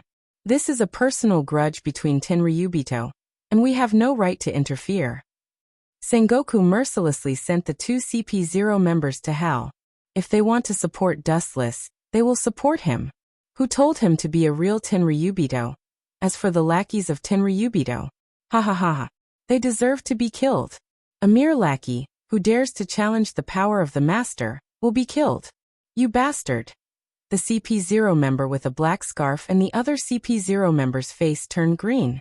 As the direct officials of Tenryubito, they are used to being a tyrant, and this is the first time they have been humiliated in front of their faces. I'm right in front of you. You dare to be distracted. I think your strength is good. A low, emotionless, demonic chant rang out behind the two of them. Dustless appeared from the void like a specter. There was no aura at all. Compared to his light speed movement earlier, he was now traversing through space. Observation Haki can't detect it. This was all thanks to the heavenly hand power that the system had obtained in the past. Within a certain distance, he could exchange items without anyone noticing. Louis South Saint, don't be impatient. We don't mean any harm. This is a little girl who came out of thin air. There is no detailed record of a young lady who came out of thin air. Maybe she is a spy arranged by some people with ulterior motives. The CP0 with a black scarf trembled and quibbled. She couldn't help cursing in her heart. She didn't expect Dustless to be so strong. Moreover, he didn't act according to common sense. His straightforward nature was a true portrayal of him. He would never accept any compromise. Dustless was still unmoved. He also knew that these CP0 were innocent, but it didn't matter. He had already planned to give the master behind the scenes of these CP0 a look. Tenryubito is a very mysterious group. Most of them are trash, but there are also some elites among elites. For example, the existence of the CP0 behind the scenes is an extremely powerful Tenryubito. Tenryubito like Dustless, let alone ordering CPO. He has never even heard of the headquarters of this department. Not only Dustless, but most of Mariehua Tenryubito are like this. It can be seen that there is also a clear hierarchy among Tenryubito. Tenryubito like Dustless is more like a surface Tenryubito to some extent. In other words, most of Mariehua Tenryubito are more like chess pieces that are manipulated in front of others. I know you're innocent, but I'm going to clean you up. Qing Zhao's eyes were full of playfulness. Dustless said bluntly and indifferently. He just wants to use the faces of these people to hit the hidden Tenryubito behind the scenes. You? Hearing this, the only two remaining CP0 members were shocked and angry. Dustless's words completely treated them as dogs. Although they were dogs, after Dustless said so, their anger still soared. I won't kill you because I want the three of you to bring a message to the master behind the scenes. Dustless's cold eyes turned around the two of them, and he said expressionlessly, it's not impossible to check the household registration, but you also need to see who the target is. If they think they are omnipotent, I'm sorry, I just like to deal with those who think they are outstanding. Dustless's words suddenly caused the two CP0 members to stare angrily. Unfortunately, in his eyes, it was just an ant's feeble protest, not even the slightest ripple splashed. Whiz! His body disappeared strangely for a moment, and when he reappeared he was already beside the two of them. The extremely fast way of moving exceeded the limit of human nerve perception. All counterattacks are pale and powerless. Of course, this is also the reason why they don't train well. Terrifying people like Garp can perceive the existence of Dustless through observation Haki, and can effectively counterattack. Ka. A crisp bone burst suddenly sounded, and then they saw Dustless's eyes were cold, and he grabbed the right arm of the CP0 member with one hand and easily crushed his entire arm. Ouch! The miserable roar of a pig suddenly jumped out of the CP0's mouth, full of unprecedented pain and hatred, complaining and hating Dustless's ruthlessness and blackness. It was just that Dustless turned a deaf ear to this. She was his reverse scale, and this group of people actually dared to have designs on them. They did not tear them into pieces, but instead left them alive to struggle at death's door. This was already a great mercy. Dustless, on the other hand, felt that he was much kinder. If it was Huey G, she might have used Kill Greybones to blast him until there was nothing left.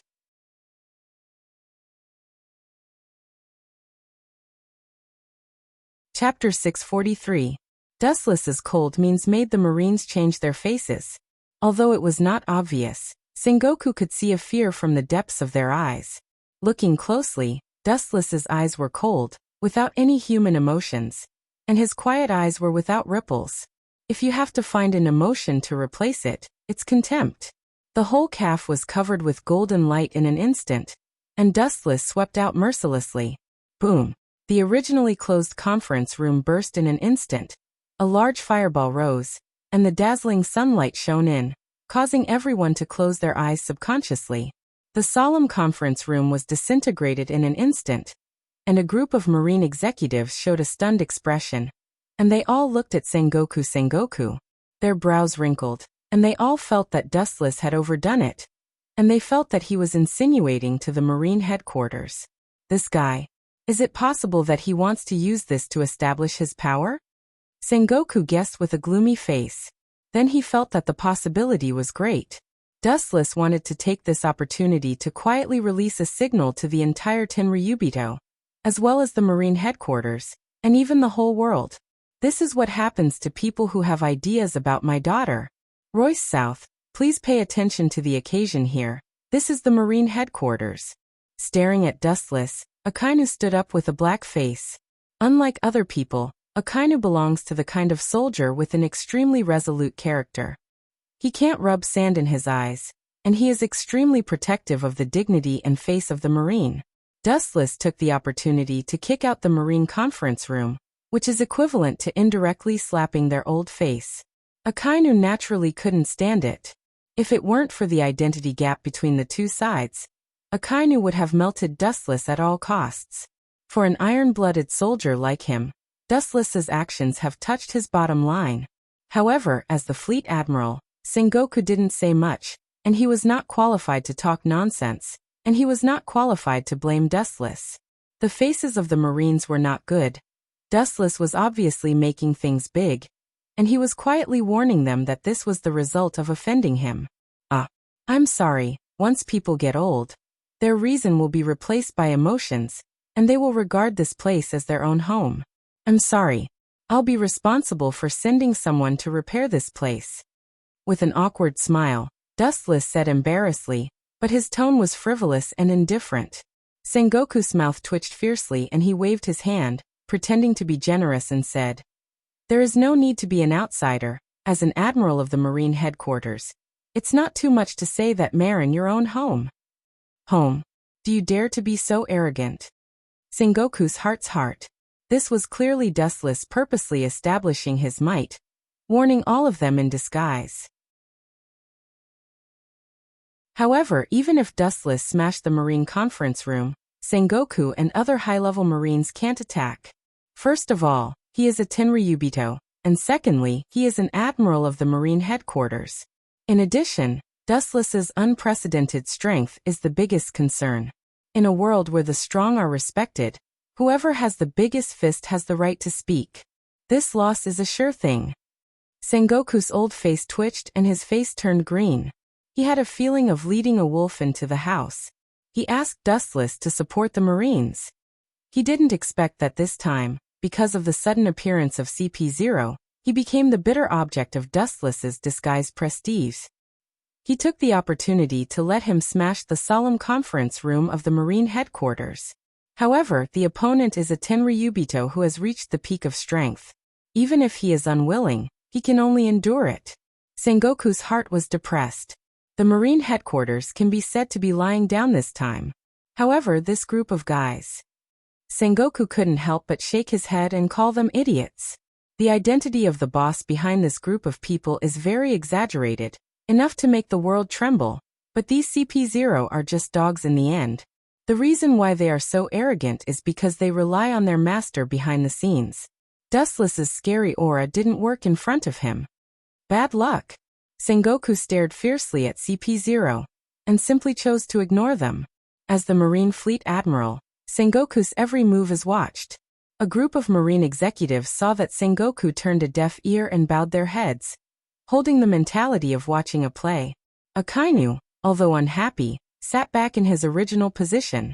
The Fleet Admiral didn't speak, and he had no status as an admiral. "You're the only one left," Dustless said with a smile as his eyes fell on the only remaining CP0 member. This guy is dressed more like a savage with unenlightened wisdom, wearing a flower petal similar to a sunflower around his neck, and the fear in his eyes are clear. Dustless once saw the members of CP0 by chance. Although this group of guys is also CP0, they are obviously different from the last time he saw them. Their strength is much weaker, and they are not at the same level at all. The last time he auctioned Princess Otoheim, the CP0 he encountered, although there were only a few people, their strength was almost close to the level of an admiral. These street goods in front of him are only at the level of a vice admiral. It's no wonder that Sengoku will be disgusted with this group of insects. Their strength is not great, but they rely on the Tenryubito behind them. This kind of person is the most hateful. Take your companions and get away from me. The reason why I don't kill you is that I want to pass a message to your master behind the scenes. If you don't want to die, just come and find me, Wu Chen said impatiently with a cold voice as he withdrew his evil aura. It doesn't make sense to clean up these dogs. Even if all of them are killed, the effect will be minimal. The master behind the scenes will still do what he wants, and through CP0 Dustless, he also learned the news he wanted. In this seemingly pirate world, the right to speak has always been in the hands of the Tenryubito. Seeing that Dustless was finally willing to stop, Sengoku led the high-level Marines with a sigh of relief. In any case, this is the Marine headquarters. When it comes to the Gorosei, 5 Elder Stars, they will definitely be affected. After all, the Marines often appear in front of the world as the scapegoat of the world government. It would be best if Wu Chen could stop.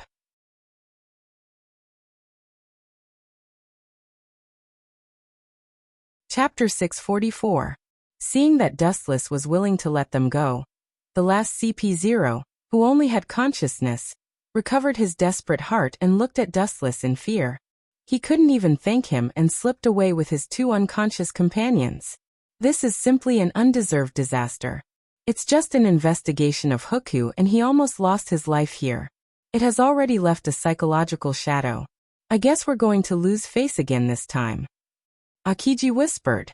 The projection of the video Den Den Mushi did not end. It is estimated that the Marine headquarters will lose face again.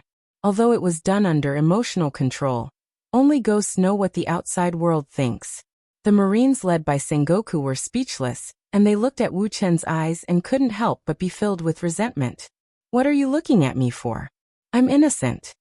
Seeing everyone looking at him with bad intentions, Dustless spread his hands and said that it had nothing to do with him. In his view, he was completely passive.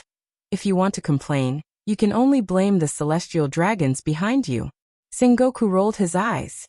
This guy is really shameless. He beat people half to death and scared them into paralysis. He also said that it had nothing to do with him. Sengoku asked himself that he had never seen such a shameless person in his life. When he saw people, he hated himself even more. "You're innocent?" At this moment, Akainu stood up with a straight face and said in a gloomy and hoarse voice, "This is the Marine headquarters, not a vegetable market, and it's not a place for you celestial dragons to fight." His tone was not good and his words were quite harsh. Vegetable market? I don't think the Marine headquarters really has anything to do with the vegetable market. Otherwise, it's impossible for those cats and dogs to sneak in so casually.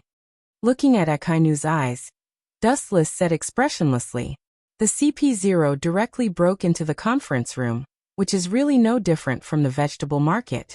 It's even easier than entering the vegetable market. At least there are shouts in the vegetable market, and the Marine headquarters doesn't even have a ghost. As a Marine of absolute justice, you must maintain the justice and dignity of the Marine. If you can't do it, you will fail to live up to the word justice on your shoulders. With cold eyes, Akainu's hands were boiling, and the crimson magma was clearly visible. The scorching temperature was chilling, and the steel would melt instantly. Dustless sneered. I once said that your justice is just a child's play. What my heart points to is justice. His words were sharp and sarcastic. He suddenly found that after becoming an admiral, Akainu became more narrow-minded, or he became more extreme. I don't care if you are a Tenryubito. Now that you are wearing a Marine Admiral's cloak, it means that you are a Marine Admiral. It is necessary to maintain the dignity of the Marine. This is your obligation. Akainu was boiling. It seems that as long as Dustless refuses, he will kill him on the spot. Didn't I say, your justice is just a child's play? What my heart points to is justice. Wuchen didn't back down and shouted in a deep voice. Seeing the scene going wild again, Sengoku just smiled strangely and didn't do anything, nor did he speak. The deep smile on the corner of his mouth made people daydream. Kendo Red Lotus. The hot fist composed of lava came head-on. Seeing that Dustless didn't know what to do, Akainu was angry and took the lead. Staring at the oncoming red lava, which obviously condensed into the shape of a dog, Dustless laughed. Sakazuki, I finally understand why your nickname is Akainu. This ferocious red dog head is a perfect match for the dark-skinned Sakazuki, who likes to wear red clothes. The outside world calls Sakazuki a ferocious red hound. Hearing this, Borsellino's smiling face suddenly solidified, and he looked at Dustless with a little dissatisfaction. He always felt that Dustless's words were deliberately aimed at him. Doesn't this mean that Kizaru is equal to a yellow monkey? Akiji didn't care about the reputation of the nickname. It's just a name for pirates. Kazan never cared about it. Don't run. Seeing that Kazan didn't hide, Akainu said angrily. He launched an attack with all his strength, but Dustless didn't avoid it, as if it didn't exist, and turned a deaf ear to it. This is equivalent to indirectly slapping Akainu's face. How can he not do it? This kind of attack, there is no need to hide. Dustless smiled indifferently. His right hand suddenly condensed a shining light. Looking at it, under the sun, Dustless's whole arm was particularly dazzling, and his fist had turned black. Whiz. With a sharp whistling sound, Dustless's body disappeared, and only a fleeting afterimage could be seen, and he rushed straight toward Sakazuki. Boom! The air suddenly exploded, and the crimson hound condensed from magma in Akainu's hand burst instantly, like raindrops falling, splashing magma all over the ground. His body couldn't help but retreat a few steps. Congratulations on becoming a general, Sakazuki. However, your strength seems to be stuck at the lieutenant general level. You don't live up to your name, Dustless teased calmly. When his voice fell, his whole body suddenly entered the armament hockey state. It's good to use this guy to test the level of armament hockey. Dustless's body turned into a dark iron man, and even when he spoke, the sound of rolling steel came out of his teeth, and his momentum was no worse than Sakazuki's. This armament hockey attainment is good. Sitting next to Garp, Z nodded. Dustless's armament hockey made his eyes shine. It's true, when I reached his current level, it took twice as long as him. Garp heard this and nodded, feeling thousands of emotions.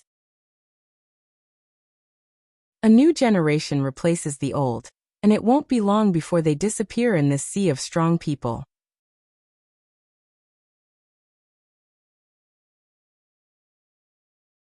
Chapter 645. Z and Garp were talking. Both of them belonged to the same era, so naturally they could talk quickly, especially since both of their temperaments were very similar. They were both upright and straightforward people. This is Sengoku's deliberate move, Z said in a low voice. He had already faintly guessed what Sengoku's purpose was. To be honest, he completely scoffed at Sengoku's approach, but he also knew that it was helpless. People live like this in the world, either go with the flow or change their fate. It should have been discussed in advance. In short, based on the current situation, Sakazuki is indeed unsuitable for the position of Fleet Admiral in the future. I think Louis South and Sengoku are deliberately targeting Akainu. Garp concluded with a gleam in his eyes. Z also slightly nodded. He could see the strangeness in it. Although the means can't be seen, Sengoku was also forced to do this. Akainu is an extreme person. If he becomes the fleet admiral, maybe the Marine really has no choice. Generally, after being promoted to admiral, the future fleet admiral will be determined in advance just in case. Although it is superfluous, it is not a rule passed down. When Sengoku stepped into the position of admiral, Sky planned to let Sengoku replace his position in the future. Akainu has the support of the Gorosei. It is almost certain that the fleet admiral will be his. Sengoku had to find another way. With this incident, he will attack Sakazuki's prestige. Although he is somewhat sorry, he can only do this. As for why Dustless agreed with Sengoku to plot against Sakazuki, the reason is that he doesn't want the future fleet admiral to become a dog of the Gorosei. So this time, the main force to attack Sakazuki is Dustless. He is the only suitable one. Boom boom, boom boom boom. The battle of admiral level can be imagined. It is easy to see the mountains collapse and the sun and the moon lose their light. Dustless is fine. He is only using armament haki to fight with Akainu. It is also a disguised exercise. As for Sakazuki, it is extremely exaggerated. The burning black smoke covered the sky. The dense black smoke even blocked half of the sky. The ground is also penetrated by the dark red lava. Sengoku frowned slightly when he saw this scene. He noticed the slight vibration of the ground. His observation haki subconsciously opened, and groups of marine soldiers quickly came to support. Kazan. Hearing this, Akiji, who looked sleepy and lazy, opened his eyes and looked at Sengoku helplessly. After seeing his serious expression, he nodded. Iseon. Gigantic circular ice layers rose from the ground, the large icicles reaching up to 70 feet tall. The center of the battlefield between Dustless and Sakazuki was a forbidden zone, isolated from the world. Bang bang bang. Every time the punches and kicks collided with each other, the air would explode. Every time the dull sound would be accompanied by a blazing wave of air. The air would emit white waves of air as if it was boiling. This was all thanks to Akainu. The power of the magma fruit should not be underestimated. Of course, Akainu himself also exerted its power to the extreme. Boom boom boom. With a loud bang, the air trembled violently. Both of them took a few steps back. It was obvious that Akainu was at a disadvantage. He retreated 5 or 6 meters in succession, while Dustless only took a few steps back. His dark face became more and more unsightly. This guy's attainment in armament haki is so deep. Akainu's face was black and extremely ugly. In just a few breaths of time, hundreds of rounds of fierce confrontation have been exchanged. His magma fist did not cause much damage to Dustless, who was in armament haki state. The battle scene was particularly fierce. Looking around, the ground has been replaced by lava, and the temperature has increased dozens of times in an instant. Conventional attacks can't hurt him, so Akainu stepped forward and almost instantly came in front of Dustless. His hand was burning with hot magma. Akainu. Boom boom boom. The ground suddenly trembled. Akainu, who suddenly attacked, covered Dustless's face with his powerful fist. The rolling magma will burst in an instant, swallowing the whole head of Dustless.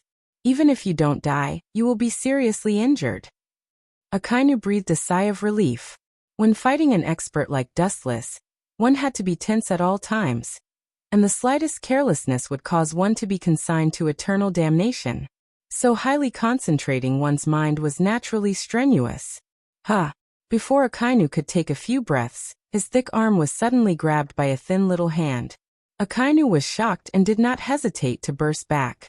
The seemingly weak little hand was connected to the foundation of the whole world. He could not retreat at all. Even if you don't die, you will be seriously injured? What do you think that kind of fragile fist can do, Sakazuki? Or even after you are promoted to admiral, the level is still the same. Or, your justice is as fragile as this fist? Dustless's whole head was burning with flames. Even so, the contemptuous ridicule fell on Sakazuki's ears. Even the magma could not swallow Dustless. It was extremely strange. What goes around comes around. This time it's my turn to fight back. His left arm tightly grasped Akainu's arm. Dustless slowly raised his right arm.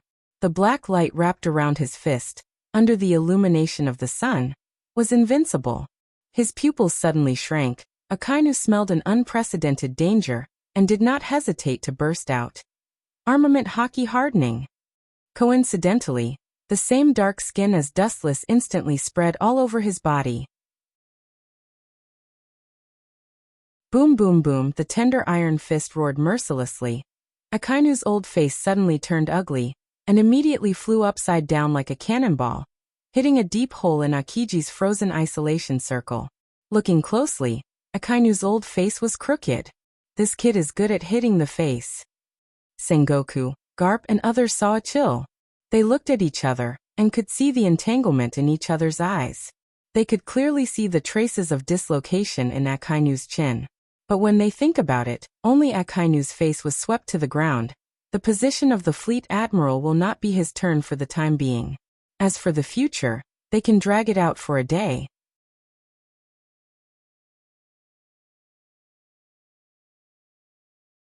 Chapter 646. Kizaru touched his chin and then looked at Dustless, who was exuding black light. His shoulders trembled and he instinctively took a step back. This guy punched Akainu's chin out of place. What does that mean? In the future, his masculine face would be ruined. To put it more simply, it is disfigurement. Akainu's mouth was full of bloodstains. He climbed out of the ice cellar without changing his face. He touched his chin subconsciously and looked as usual. It's just a dislocation. He can recover later. After realizing that there was no problem, his eyes continued to stare firmly at Dustless. Justice, justice. Suddenly shocked, the words in his mouth stopped abruptly. Akainu suddenly realized that he couldn't speak clearly. Because Dustless's strength was too deadly, he couldn't speak clearly. Thinking of this, Akainu's mouth twitched fiercely, his lungs surged, and he almost spat out blood uncontrollably. His eyes suddenly flashed scarlet blood, and his killing intent soared. If his eyes could kill, Dustless would have become a bare skeleton at this moment. Wu Chun, who was being glared at, was helpless. Don't look at me like that. I didn't mean it. I thought your armament Haki could defend me, so I didn't hold back. I'm sorry. Dustless apologized seriously. Hearing this, Akainu still glared at him, and his face was particularly strange. The Marines around him wanted to laugh, but they didn't dare to laugh. They closed their mouths with difficulty. Their faces had turned red, and their shoulders were shaking uncontrollably. Obviously, it was extremely uncomfortable. If it weren't for the face of Admiral Akainu, they would have laughed out loud. No, don't apologize, I will take it back, Akainu said. In the end, his old face turned green, and he couldn't wait to give himself a big slap. When the sneak attack was successful, if he could avoid it, there wouldn't be such a tragedy. Really? Then I'm really looking forward to it. Looking at Akainu, Dustless couldn't help laughing. The completely slanted mouth was really funny. Even if Dustless tried to suppress it, he still smiled, because Akainu's appearance was too funny. Hearing this, Akainu's body boiled more lava, and the scope was larger. The entire center of the battle was almost filled with lava everywhere. This is Akainu's ability, Magma Fruit. Its power is beyond imagination. Suddenly, countless dense and hot magma surged and condensed on Akainu's right arm. In an instant, it expanded dozens of times and condensed into a giant flame fist, exuding the power of destruction. Great fire breath. The giant flaming fist formed from lava whistled through the air with boundless power, exuding an aura that could destroy the heavens. It was enough to crush any living being that came into contact with it. Upon seeing this, the space beside Dustless twisted rapidly, and a small vortex appeared, and an ancient long blade emerged from it. I was wondering why I didn't see the first ghost blade when I went to Mariehua last time. It turned out to be in his hands. Sengoku was surprised. Just at a glance, he recognized the first ghost blade in Dustless's hand. This powerful demon blade is world famous and has been in the hands of the Bald Gorisei, 5 Elder Stars. Does it even need to be said? He must have used some kind of underhanded method to get it.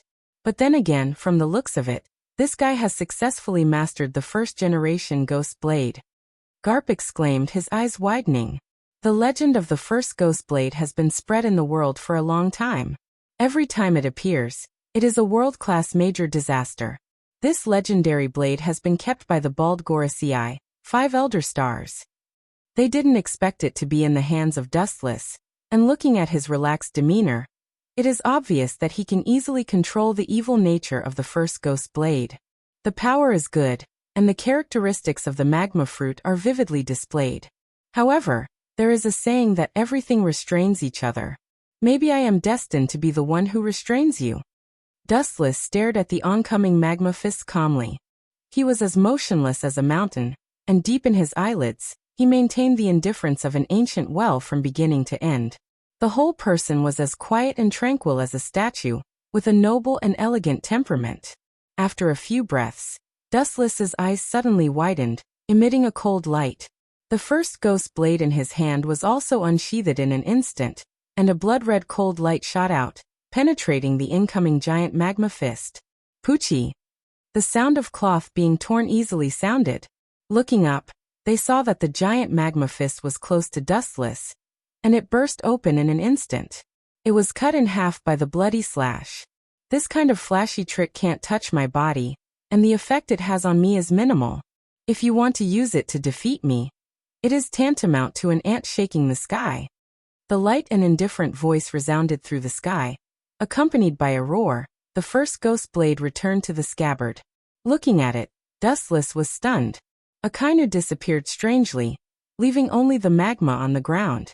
His observation haki was spread out, but he didn't even notice the existence of this guy. This guy. Dustless remained vigilant. He was not stupid enough to think that Akainu would stop halfway. Boom boom boom. Suddenly, the magma under the ground trembled, and the irregular vibration was limited to the area where Dustless and Akainu fought. Obviously it was man-made. His pupils narrowed, and observation haki spread out again. This guy is like a cunning rabbit. He has the appearance of a reckless man, but his heart is very careful. Dustless admired Akainu with a smile of admiration. The characteristic of magma fruit is that it can turn itself into a magma man and integrate into the magma. The reason why Akainu escaped the perception of observation haki was that he integrated into the magma deep in the ground. Most of the islands in the New World are composed of erupting magma, and Marine Headquarters is no exception. This guy knows how to use the magma deep in the ground to attack Dustless, and his power and grade have increased a lot.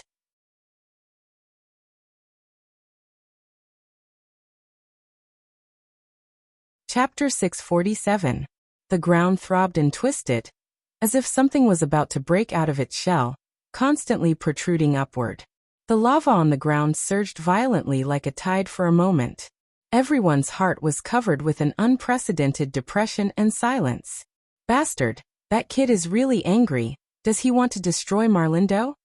Sengoku seemed to have guessed what kind of exaggerated trick Sakazuki used. He roared with a pale face. The violent vibration continued to spread, and the isolation area temporarily created by Akiji gradually collapsed. The initial range was limited to the area where Dustless and Sakazuki fought. Until the end, with the power of the volcano, it spread to every corner of Marlindo. There's no mistake, it's that trick. It seems that Akainu kid is angry. Yes, he was beaten so badly. If it was me, I would also fight him to death. Garp said sympathetically. If his chin was crooked, maybe he would be angrier than Akainu. Well, so what? He pulled the entire Marine Headquarters into the war. Sengoku snorted with dissatisfaction. If personal grievances were mixed in this competition, everything would change. Indeed, Meteor Volcano is enough to cover a large area of Marlindo, but with us here, what are you afraid of? Garp patted Sengoku's shoulder and laughed. Easy for you to say. Looking at Garp with dissatisfaction, Sengoku also turned his head to look at this unprecedented scene.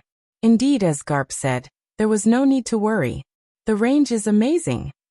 Dustless nodded secretly. He was quite surprised by the range of this trick. The vibration continued to spread, as if Sakazuki could cover the entire Marlindo if he wanted. It was exaggerated beyond imagination. and the scale was even wider than Yasukani no Magatama. Such a great improvement was entirely due to Sakazuki's magma from the underground volcano. After combining with the power of nature, there was a qualitative change. Ka. The solid ground suddenly burst open, and the void turned fiery red in an instant, and the hot temperature evaporated the moisture in the atmosphere. Then a sharp whistling sound resounded through the sky, accompanied by the words meteor volcano. The ground changed dramatically. Whoosh whoosh whoosh, countless flame fists rose from the ground, covering the void, and almost in the blink of an eye, they filled the entire sky. It was impossible to estimate how many there were, but the power was extremely frightening. Clang. The first generation ghost blade was unsheathed again, and a sharp blood-red light shot out, easily destroying the flaming fists that came out of the ground. However, there were simply too many of them. Even if Dustless could destroy one, too, in the face of hundreds and thousands of them, he could only sigh. Even if he wanted to stop them, he could only watch them fly into the void without using any other abilities. Countless flaming fists swept into the void and strangely disappeared. It was as if everything had ended and peace was restored. The boiling lava on the ground also stopped flowing. Everything came to an end. However, in the next second, the clear sky was thrown into chaos again. Looking up, countless flaming fists whizzed down. The densely packed area was enough to make one feel despair. The pressure from the huge magma fists was suffocating. Forcing me to use other abilities is a form of recognition for you, Sakasuji. You should be glad that I haven't used that ability more than a few times since I came to this world. Dustless lamented. Nonsense. I hope you can still be so calm when the countless magma fists hit you. Sakasuji glared at Dustless. In fact, he was looking forward to Dustless begging for mercy, but he was destined to be disappointed. Dustless didn't even look at him from beginning to end. His calm eyes stared at the descending magma fists. Countless magma fists. Do you think victory is in your hands, that you can easily defeat me? Don't have such a ridiculous idea. The greater the hope, the greater the disappointment. Dustless mercilessly attacked Sakasuji.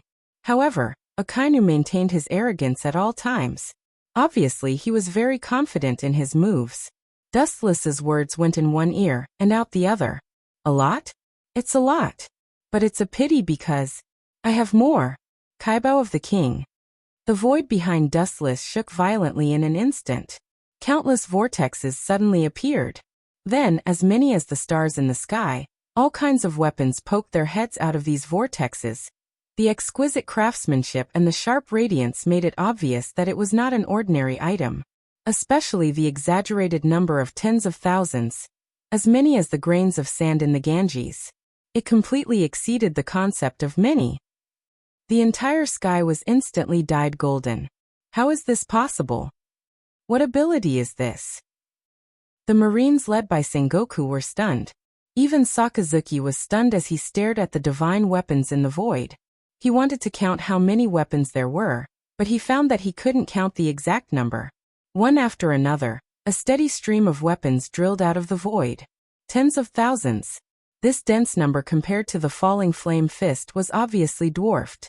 Akainu's meteor volcano was not worth mentioning. Whoosh whoosh whoosh. With a gentle wave of his hand, countless divine weapons rose into the air, rushing towards the lava fist that was descending from the sky. Boom boom boom. The silent void was able to explode. The weapons in the Kaibo of the King were destroyed and melted, but the same was true for the magma fist falling from the sky. The destroyed weapons were once again complacently replenished from the Kaibo of the King, and Akainu's meteor volcano was obviously not the same. It's over, Sakasuji. Don't ask for trouble.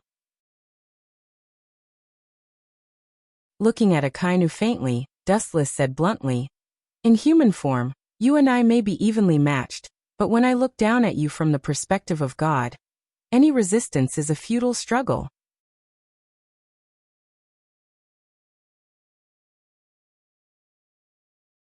Chapter 648.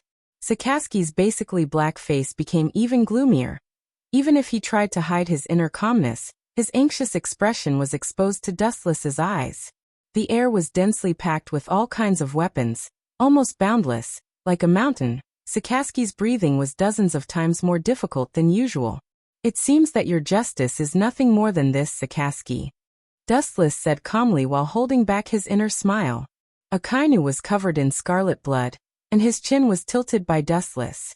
The first impression he gave was that he was particularly miserable. In fact, this guy didn't suffer much damage, and Akainu's armament haki has reached the realm of perfection, resisting most physical attacks. Over? It's still far from over. Staring at Dustless, Sakaski shouted. He is the kind of person who is extremely extreme. As long as his combat power is still there, it is tantamount to a fool's dream to want him to give up his views, which is unrealistic. In other words, as long as he didn't die and still had a breath of life left in him, he would never stop. Insensible man. Raising his eyelids, Dustless said hopelessly, this kind of stubborn person, unless he can't stand up, it is impossible for him to give up. Sakaski's stubbornness and fortitude are known to the world. Bring it on. With a snort, Sakaski's fighting spirit soared. The moment his voice fell, a black shadow fell in front of him in the blink of an eye. Dead water, silent eyes without luster, looking at Sakaski as indifferent as a corpse. How can his speed be so fast? Sakaski couldn't help but exclaim. His face was incredulous. Dustless's strange movement just now seemed to ignore the distance. Looking at Akainu's shocked eyes, Dustless didn't choose to rush, just looked at him. Speed? What is speed? Speed is distance. Dustless's whisper sounded in Sakaski's ear, with a wise tone. What do you think the definition of distance is, 1 meter or 10,000 meters? Or perhaps it's even further away. For Dustless's words, Akainu was at a loss. He was confused and didn't quite understand the meaning. Don't you understand? Everyone's definition of distance is actually different. The ends of the earth in your eyes, in my eyes, is just a snap of the finger. If I explain it this way, you should understand what it means. Whether it is a short meter or a distant 10,000 meters, the meaning is the same for Dustless. The distance between 1 meter and 10,000 meters is just a thought. Are you kidding me? Akainu roared with a fierce look. At the same time, a huge magma arm condensed on his right arm and mercilessly blasted toward Wu Chen, who was close at hand. The expanding magma fist was enough to devour and destroy everything in the world. Fire breath. In the end, the winner is the winner, the winner is the winner, the winner, the winner, the loser, the winner, the winner, the winner, the winner, the winner, the winner. The winner was the king, and the loser was the bandit. This was a principle that had not changed since ancient times. After all, history was written by the victors. Boom, boom, boom, the splashing flames engulfed Dustless, and the whole person was wrapped in magma. This scene looked numb, and even with the defense of armament haki, the surface of the skin would be seriously burned. Akainu's face was full of hope, his eyes were fierce, his right arm once again condensed boiling hot magma. This slight physical damage is far from enough to hurt Dustless, he must work harder. Fire breath. His arms condensed into giant magma fists. Sakazuki attacked mercilessly. The bursting magma swallowed Dustless layer by layer. The hot temperature is enough to melt steel. After dozens of times, Akainu was able to stop. Even with armament haki defense, he will die. Seeing this, Akainu breathed a sigh of relief. His body with magma evaporated the sweat stains. The strength suppression brought by Dustless was like encountering the legendary natural enemy. It was a tricky situation. It's over. The powerful voice spread out, like a wave, fell into the ears of all the Marines present. Everyone nodded slightly. At this point, Akainu is indeed winning. It's over? It's really over, but unfortunately, the person who was defeated is called Sakazuki. The voice resounded through the endless void, full of rich magic, lingering in the sky for a long time. It didn't dissipate. It resounded in everyone's ears. Shinra Tensei. Boom. The thick magma wrapped around Dustless's body burst open. Bounced off by a powerful force, the intact Dustless was exposed to everyone's ears. Impossible. Seeing this, Sakazuki's pupils dilated. He rubbed his eyes, thinking that he was old. Dustless didn't care about him. His palm covered the area where Sakazuki stood, A strange black hole appeared in his palm, revealing a strong gravitational force. Gravity is the natural enemy of all living and non-living things in nature. Bansho Tensei. Akainu's body flew over uncontrollably. He struggled hard. Even if he gritted his teeth to stop his body, he couldn't do anything. Under the pull of gravity, the dominance of his entire body belongs to Dustless. Akainu himself can only play a small role, like a stone thrown into the sea. It only caused a short ripple, and was immediately forcibly pulled over by Dustless.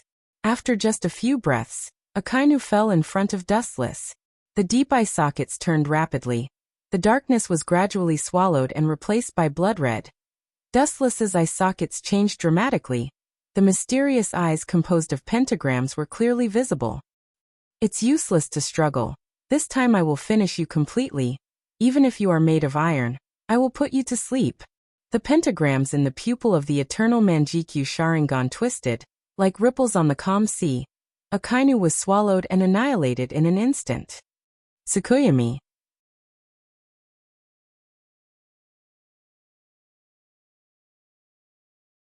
Chapter 649. Tsukuyomi. As Dustless's voice fell, Akainu's violent eyes were as still as water, and the boiling lava all over his body also calmed down and returned to normal. His eyes were drowsy. Akainu looked at Dustless's face and intended to open his eyes and fight again, but he was powerless. He closed his eyes involuntarily and fell to the ground awkwardly. Seeing Akainu fall to the ground asleep, Sengoku, the leader of the Marines, felt relieved and breathed the fresh air easily. Just now, because of the Akainu fruit, the air that entered the lungs was abnormally hot and could easily burn human organs. You've gone too far. Seeing that there was no one around, Sengoku quietly swept to Dustless's face. Because of the deliberate control of the two, Marlindo was not affected. The area where Dustless and Akainu fought has become a pile of ruins. The scene of devastation was unbearable to look at, and the strange smell of burning was filling the air, making people nauseous. Don't blame me, it's all thanks to Sakasuji. Also hit Akainu's face, that's your order. Dustless looked innocent and pushed all the blame to Fleet Admiral Sengoku. My order? Sengoku's old face suddenly turned red. If Dustless was really willing to obey his orders, the pirates in the various seas of the world may have been caught a few years ago. It doesn't matter, just find someone to redo it. Waving his hand, Sengoku was relieved. Looking at the fainted Sakasuji on the ground, Sengoku's old face flashed with embarrassment. To be honest, the reason why he took the opportunity to suppress Akainu was that this guy was too close to Gorosei, 5 Elder Stars, and the position of the future fleet admiral may be close to him. Sengoku didn't want Akainu to take the position of Marine Fleet Admiral, so he had to join forces with Dustless to suppress his arrogance. It's best to make Sakasuji make a fool of himself in front of the world. In this way Gorosei, 5 Elder Stars will hesitate. A Marine Fleet Admiral full of dirt, sitting on the top of the Marine will only make the military unstable. He only has himself to blame, Dustless said expressionlessly. The purpose of teaming up with Sengoku is very simple. This guy is a loyal dog of the Gorosei, and he has countless grievances with the Gorosei. Naturally, he doesn't want Sakazuki to become the fleet admiral. Thus Lang Lang tricked him under the heavens. In truth, it didn't matter who the admiral was except for Sakazuki. Is he okay? Seeing Akainu sleeping like a dead pig, Sengoku doubted. Hearing this, Dustless rolled his eyes, and a wicked smile flashed at the corner of his mouth. He gave Sengoku a look and said with a chuckle, "You can rest assured that Sakazuki will be very happy." Seeing Dustless's cunning smile, Sengoku's cheeks were full of strangeness. He knew that Dustless must be up to no good. At the same time, he also faintly guessed what Dustless meant. Then he shook his head, and was too lazy to say more. Anyway, it has nothing to do with him. The plan given to Dustless didn't say that Sakazuki would be like this. Time flies, 7 days of effort quietly slipped through the fingers. The appearance of the 3 admirals was an unprecedented disaster for the entire pirate group. Akainu was fine. He was exhausted by Dustless's Tsukuyomi, and temporarily recuperated in the Marine headquarters. As for Akiji and Kizaru, They were pulled by Sengoku as coolies to lead the fleet at hand to sweep the new world. A new broom sweeps clean, this is what it means. Countless great pirates were locked and impelled down forever. You bastard, I will not let you go. A pig-like howl resounded throughout the marine headquarters. Sakazuki angrily smashed open the door of the fleet admiral's office. His scarlet eyes stared at Dustless, his whole body emitting hot lava. Sakazuki, give me a distraction. The coldness on Sengoku's face disappeared in a flash, and he warned coldly. This is the first and last time, or you will get out of here immediately. Sengoku's tone was a little cold and murderous. This was his fleet admiral's office. Sakazuki's behavior didn't put him in his eyes at all. I'm sorry, this is my fault. Sakazuki's face stiffened as he realized his mistake and apologized solemnly. His huge fists were clenched with water stains, and his piercingly cold eyes were locked on Wu Chun. His breathing increased several times in an instant, and his panting appearance was like a cow on the verge of despair. One could see the blue veins on his forehead. What the hell is going on? Sengoku frowned and asked. Akainu's character is irritable, but he can control his emotions. Especially in front of the fleet admiral, he is often depressed. He is a man of virtue. Few people know that he can curse people like today. Ah. Sakazuki, are you talking about me? I made you have wet dreams for 7 days in a row. You should thank me. I'm thinking about you. Dustless winked at Sakazuki. Hearing this, the old men, including Sengoku and Garp, showed a playful expression. Their eyes were empty and unfocused.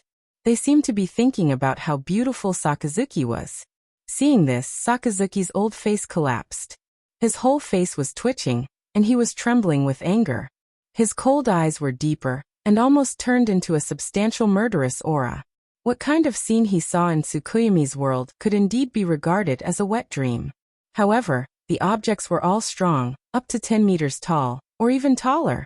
Giant clan with thick chest and leg hair. What made Sakazuki vomit blood the most was that in Tsukuyomi's world he couldn't resist Dustless at all.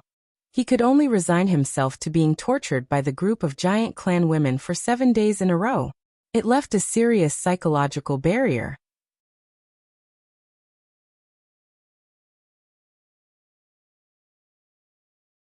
Chapter 650. Dustless's smiling expression, like a sharp thorn, pierced into Akainu's heart, which was particularly painful. However, he couldn't accuse Dustless of his crimes to Sengoku and Garp. After being tortured by the giant with long chest hair and leg hair for 7 days, even if his face is as thick as a city wall, Akainu would find it difficult to speak. Not to mention telling Sengoku and others about the painful content of the unbearable memory. That's just asking for humiliation. Akainu can't say anything and can only endure it. He swore that he would definitely teach Wu Chun a lesson in the future. After all, it's about his face. It's not an open thing. If it gets out, the name Sakazuki will definitely become a laughingstock all over the world. He glared at Dustless and then sat on the sofa in silence. Seeing Akainu sitting down, Sengoku nodded slightly and smiled pleasantly. It seemed that he was quite satisfied with Akainu's attitude. They must work together in the same organization. After a while, Sengoku began to talk again. The main content was the situation of the world, pirates everywhere, and of course the organization Shichibukai. That heavenly yaksha, Doflamingo, has the makings of a king. Garp suddenly said in a tone of praise. After becoming the king of Dressrosa, Doflamingo did not implement the imagined tyranny, but showed the spirit of a great monarch. The pirates who landed on Dressrosa were also defeated by Doflamingo, which was a big help to the marine in disguise. He has some ability. Even if he doesn't want to admit it, Sengoku has to deny that Doflamingo has some skills. Dustless smiled mysteriously. This group of people is terrible. If they know what Doflamingo did, they will vomit blood and die. The reason why Dressrosa is so peaceful now is entirely because of Doflamingo's men, Sugar, who turned all the people who resisted into dolls. That's why Dressrosa is harmonious. However, one thing is undeniable. After Doflamingo became the king of Dressrosa, he did help the Marines a lot because the second island they entered was Dressrosa. The pirates who wanted to land on the island for supplies were all killed by Doflamingo in various cruel means. and the number of pirates in the New World decreased a lot in a short time. This may be the fundamental reason why Sengoku thanked him. A pirate is always a pirate, and Doflamingo is no exception. My men recently reported that the children in the periphery of Dressrosa have mysteriously disappeared. Maybe he did it. Akainu said with deep pain. He has no good feelings for pirates. Even the 7 warlords of the sea is no exception. Hearing this, Dustless raised his eyebrows without a trace. To be honest, he didn't quite understand what Akainu said, but it seems to be related to Doflamingo. Dustless estimated that it was most likely an experiment on human body enlargement.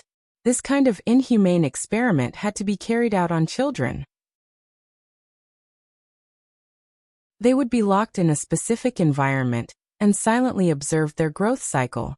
I also heard about it. It seems to be the cause of the shipwreck.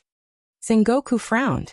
As for the person who reported the news of the shipwreck, he was called Virgo. Recently, there has been intelligence that Crocodile, one of the Shichibukai, seems to be plotting against Alabasta. Seeing that the wind was blowing wrong, Dustless immediately changed the topic and brought the problem to Crocodile.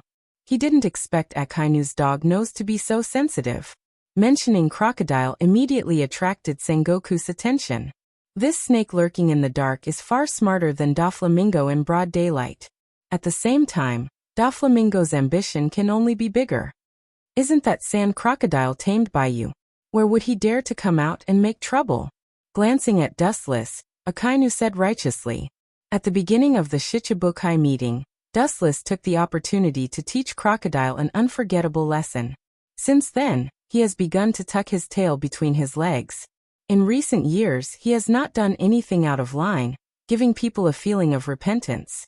In short, Crocodile is now much more low-key than before. He gradually faded out of people's sight. The more he does this, the more he has a problem. Sengoku's eyes glowed with wisdom. When things are abnormal, there must be a demon. This is a truth that will never change. When Crocodile was young, he dared to challenge Whitebeard, who was still at his peak. Now that he is getting stronger and stronger, there is no reason for him to shrink back. That's right. Seeing that the topic returned to Crocodile, Dustless's mouth showed an untraceable arc.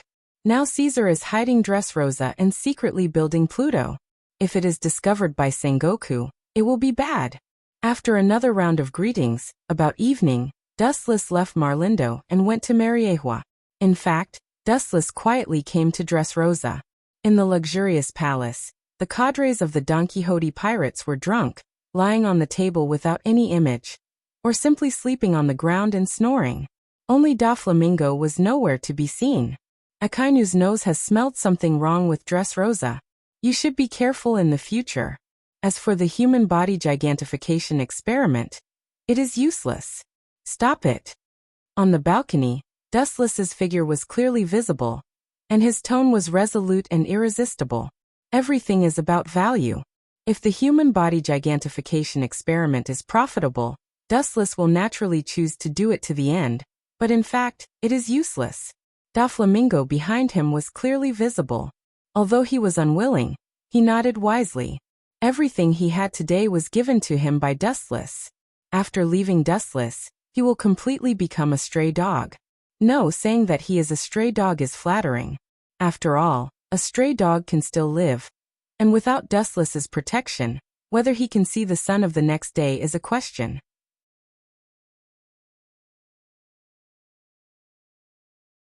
That's why Doflamingo can be so sensible.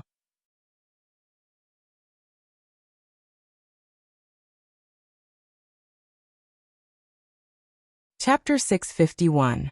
Doflamingo was unwilling, but he could only hold it in and cursed Akainu, whose nose was sharper than a dog's, dozens of times.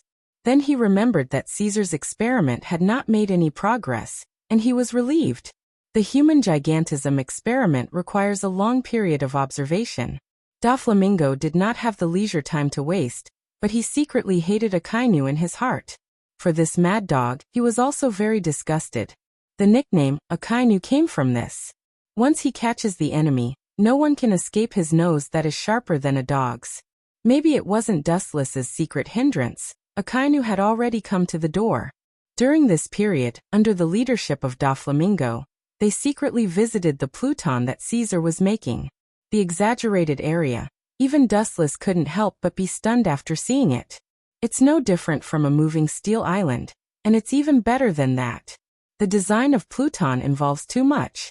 The hardness and power of this super battleship are beyond imagination. According to Caesar's description, one shot can flatten an island at will. And the material used to build Pluton is very strange and extremely hard, which coincides with the stone carved with poneglyph and cannot be destroyed at all. This special material is not in Caesar's hands at present, so he can only choose other materials to replace it. Dustless wanted to melt the special material used to record the poneglyph to make Pluton, but after thinking about it, the poneglyphs scattered all over the world are rare, and it will take several years to collect it, and it is not enough to cope with the huge project of Pluton. Dustless also needs Robin to interpret the right and wrong grievances from hundreds of years ago. Therefore, he accepted Caesar's suggestion and used other materials to temporarily replace it. Although the ability in all aspects has been reduced, the power is still shocking enough to destroy an island. After Dressrosa dawdled for a few more days, Dustless returned to Mariejois. After working hard for several days, Dustless also felt deeply tired. After a simple wash, he was about to sleep when Hancock ran to Dustless's bedroom with messy steps. She wasn't as elegant as she usually was, and she didn't even knock on the door. A day ago, Marine Headquarters retired Admiral Z led his trainee ship to be attacked by pirates. All crew members were killed except for him and 2 students. Z's proud arm was cut off. Hancock reported. Dustless's sleepiness instantly disappeared. He couldn't help but be curious as he asked, "Who did it?" Although that old man Z is over 60 years old, his body is still as strong as an ox. Was it done by the 4 emperors? Z is famous for his armament hockey. His perverted defense is well known all over the world. To be able to cut off Z's arm, one can imagine how much power it takes. Hancock shook her head, and her beautiful eyes looked strange. There were very few people who could do this, and without exception, they were the kings of the sea. However, the instigator of this incident was unheard of. It seems to be called Edward Weevil, with a bounty of 480 million berries. Hancock's pretty face looked strange, and she tilted her head and spat out a cute little fragrance. His size and dress are similar to the Yonko 4 emperors. Whitebeard, but that guy's IQ is not high. There are rumors that he is Whitebeard's biological son. Edward Wilbur? He's probably a cameo. After thinking for a long time, Dustless didn't have the memory of this person. He took the newspaper from Hancock's hand, and his personal information. Dustless remembered such a character. Once with overwhelming strength, he destroyed the recruit ship led by Z and annihilated all of them. And he also cut off Z's right arm. Is this guy really Whitebeard's son? Hancock asked. Edward Weevil in the information is completely different from Whitebeard except for his beard and physique, and the weapons he uses are close to Whitebeard. But the most speechless thing is that this guy turned out to be a moron. It doesn't matter if he is Whitebeard's son. As a pirate, and with a bounty of 480 million berries, he can cut off Z's arm, which shows that his strength is at least at the level of an admiral.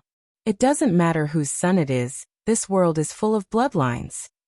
If he is not an ability user, he can cut off Z's arm with his own strength. It is estimated that his strength should be at the level of Whitebeard. Dustless was convinced. There was a little surprise in his words. This character that he had never heard of was like a stone that stirred up 1,000 waves. The eyes of the whole world are probably focused on him. In the past, Wu Chen and Z fought several times. Although Z suppressed him every time, it didn't mean that Z didn't live up to his name. Purely using armament hockey, the only one in the Marine who can match him is Garp. In other words, it's not that Z is too weak, it's that Edward Weevil is too strong. The only pity is that his wisdom is not high, only comparable to a child of a few years old. Sengoku is going to go berserk. Dustless touched his chin and laughed. Even if Z's influence is not as good as the hero of the Marine Vice Admiral Garp, he is still a famous figure. Akainu Akiji, Kizaru, and the future vice admirals, most of them are Z's students. If Sengoku doesn't come up with a reasonable explanation, it will be difficult to calm the anger of these students. It's not only the Marine headquarters that can't swallow this, it's also a shock to the whole world. The right arm of a retired admiral was cut off by a pirate. This is already related to the prestige of the Marine.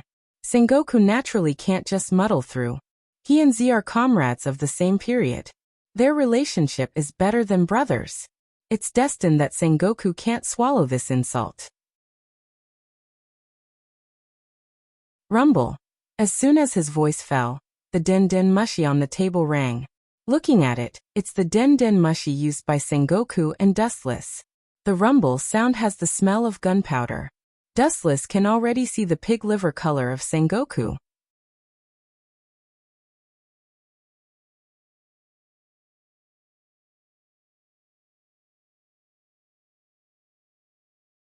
Even if the Marine headquarters really wants to deal with Edward Weevil, the task can be handed over to Kizaru and Akiji in the New World. Dustless is far away in Mariehua. As a result, it may delay the opportunity. Sengoku is such a smart person, naturally, it is impossible for him to make a mistake. Hearing this, Sengoku, who was far away in the Marine headquarters, immediately nodded slightly. He did have other purposes. Although that guy is strong, in the end, he is just a little kid who has not seen the world. His brain is not enough and he is easy to control. Sengoku said. Dustless's eyes flashed. After a little thought, he understood what Sengoku meant. Are you going to recruit him into the organization, 7 Warlords of the Sea? Dustless said straightforwardly. Dustless couldn't help but look gloomy. Even though the relationship with Z was extremely unharmonious, he felt that it was not worth it for him at the moment. Z dedicated his life to the Marine and the whole world. But this world mercilessly abandoned Z. That's not what I mean. For that bullshit, Whitebeard too. I can't wait to tear him to pieces. His eyes were filled with killing intent, and the desk in front of Sengoku instantly burst into powder. I am also helpless. This is what Mariehua and the other 5 meant. Their authority is above everything. In the end, I am just a Marine Fleet Admiral. In the end, Sengoku's tone was full of loneliness. In an instant, he was dozens of years older, revealing deep helplessness. That indescribable special feeling, through the den mushi, fell into Dustless's ears one by one. Dustless couldn't help but look up and sigh. Sengoku was telling the truth. He was just a Marine Fleet Admiral. At most, he was an employee with more power. At some times, the so-called Marine is more like a scapegoat. Dustless can also understand the idea of the Gorosei, 5 Elder Stars. With such a powerful high-end combat power, and a bad brain, easy to fool, it is indeed the most appropriate to pull him into the 7 Warlords of the Sea. At present, there is only 1 seat left in the Shichibukai: Crocodile Gecko Moria, Tyrant Kuma, Doflamingo, Hawkeye and Jinbe. If Edward Wilbur joins, it will be enough. As for the original Empress, Boa Hancock, she has become Dustless's maid. What do you think of this proposal? Sengoku asked expectantly. Hearing this, Dustless's thoughts quickly changed, calculating the gains and losses. After about a few seconds of silence, he licked his dry and cracked lips, and his hesitant eyes shone with awe-inspiring luster. Sorry, Sengoku, I refuse this proposal. I can't accept Edward Wilbur as a Shichibukai. This is not an exchange between superiors and subordinates, but an order issued by the celestial dragons. His eyes were as calm as stagnant water. Dustless made a wise judgment. He had already thought of a candidate for the last Shichibukai position. As for Edward Wilbur, he should go home and play with mud.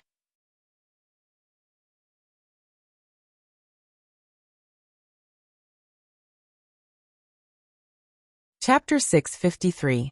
Hearing the solemn voice coming from the other side of the den mushi, Sengoku couldn't help but stare. This slightly magnetic and full of reason tone is obviously not a joke. Dustless will not agree with Edward Weevil to become a Shichibukai. Although he doesn't know the reason, Sengoku heard Dustless's unshakable tone. Obviously, even if the Gorosei came in person, Dustless will not change his point of view. When he was about to ask what the reason is, Sengoku suddenly thought about it and shut up. This is the scene he wants to see. There is no need to ask for trouble. If the Gorosei are not happy, let them find trouble with the celestial dragons. Sengoku also has the mentality of being a shopkeeper. He put the ball in the Gorosei's court. That's what it means to be a superior. If the Gorosei have any dissatisfaction, they can find Dustless, who is a celestial dragons, to vent their anger. Ah, didn't you want to pull that guy into the Shichibukai? Now you want to kill him.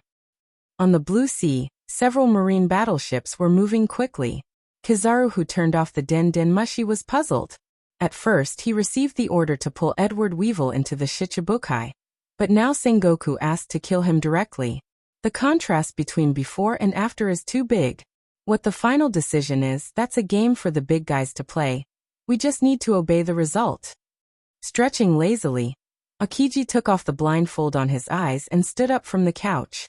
Unlike usual, his eyes were dotted with cold light at the moment. For Z, he was grateful to him and treated him like a teacher. It's terrible. Kizaru's eyes fell on Akiji and his mouth whispered. Full of indifference, everyone knows that Z and Kizaru are the most disharmonious in the teacher-student relationship. If one day Kizaru accepts the task of killing Z everywhere, he will definitely execute it without mercy. That guy's body is almost indestructible. Be careful when you meet him. I heard that his strength is almost on par with the young Whitebeard. Kizaru's old face was cautious. Akiji also nodded solemnly. The person who can cut off Z's arm is at least at the same level as them. In order to avoid repeating the tragedy of Z, Sengoku sent Akiji and Kizaru at the same time. Only in this way can he feel confident. On the other side, the atmosphere was also very strange. Inside the luxurious villa, the lights were intertwined and colorful. The exquisite crystal chandelier was full of nobility. It was such a beautiful scene, but no one appreciated it. Instead, it was filled with the smell of gunpowder. Dustless was sitting on the sofa with a tranquil expression. His hands were carefully flipping through the books, and from time to time, he would lower his head and ponder. As for the bald Quelder stars in white Taoist robes, he had already put them aside.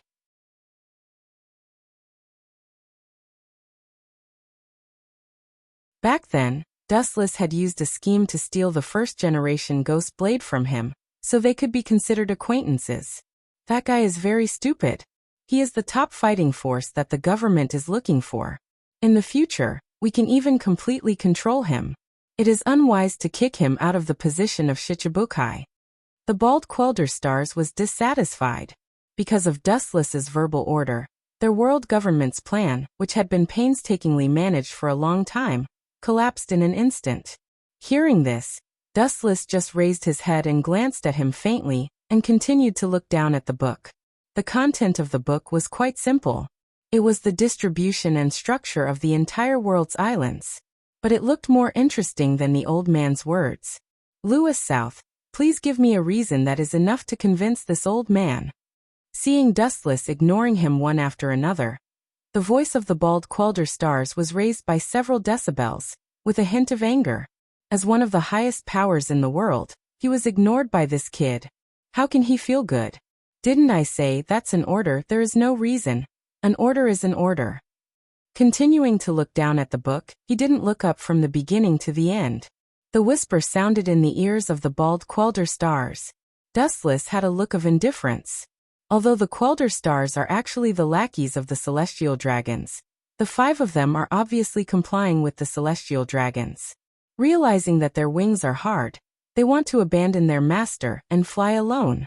The old face of the bald Quelder stars collapsed. He wanted to refute but was speechless. This ridiculous reason made him speechless because the law stipulates so.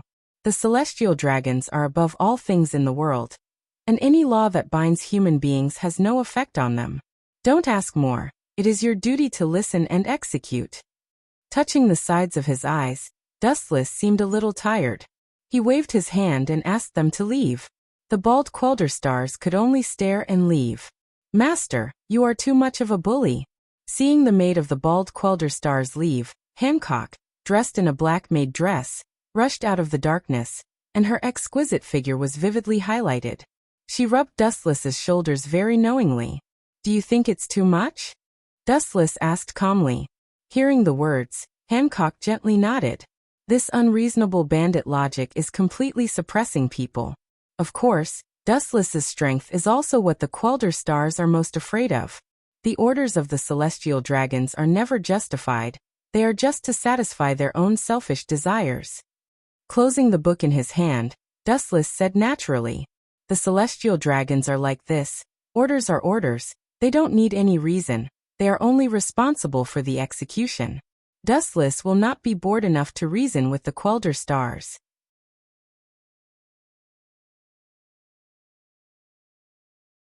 He is completely relying on his superior identity to suppress people.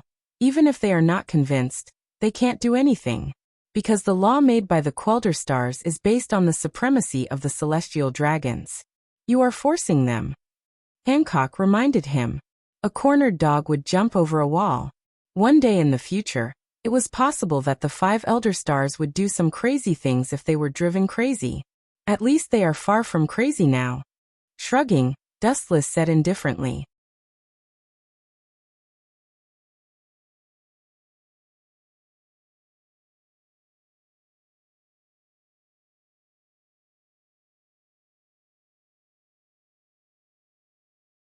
In the blink of an eye, 5 days had already passed.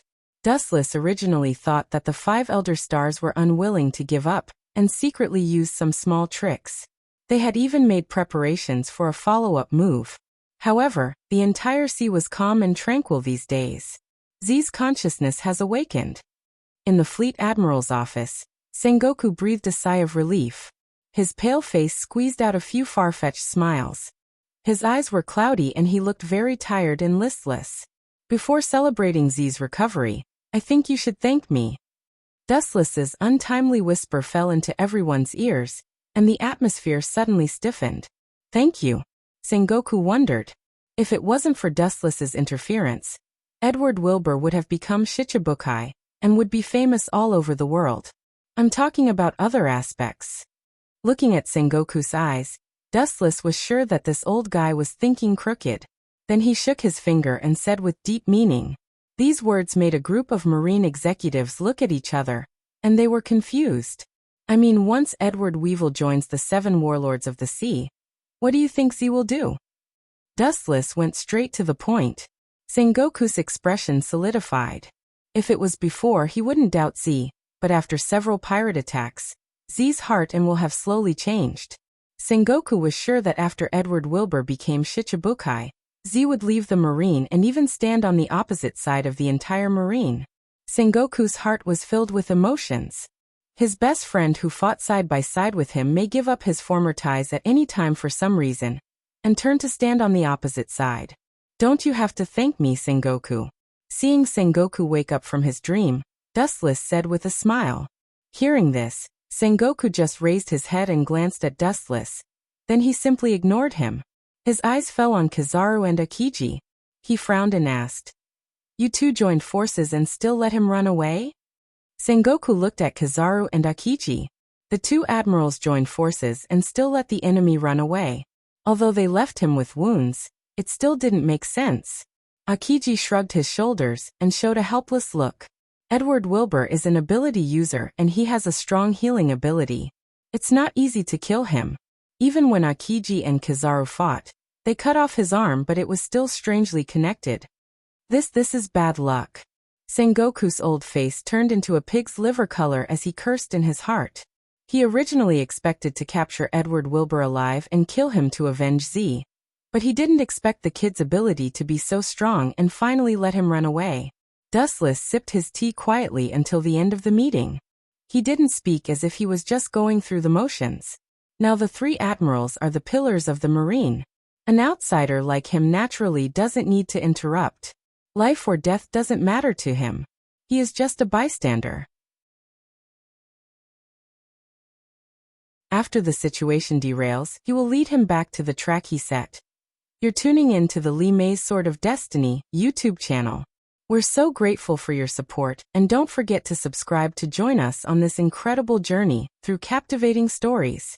Your generosity through donations truly makes a world of difference.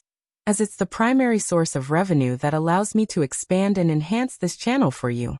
Thank you from the bottom of my heart for being a part of this adventure.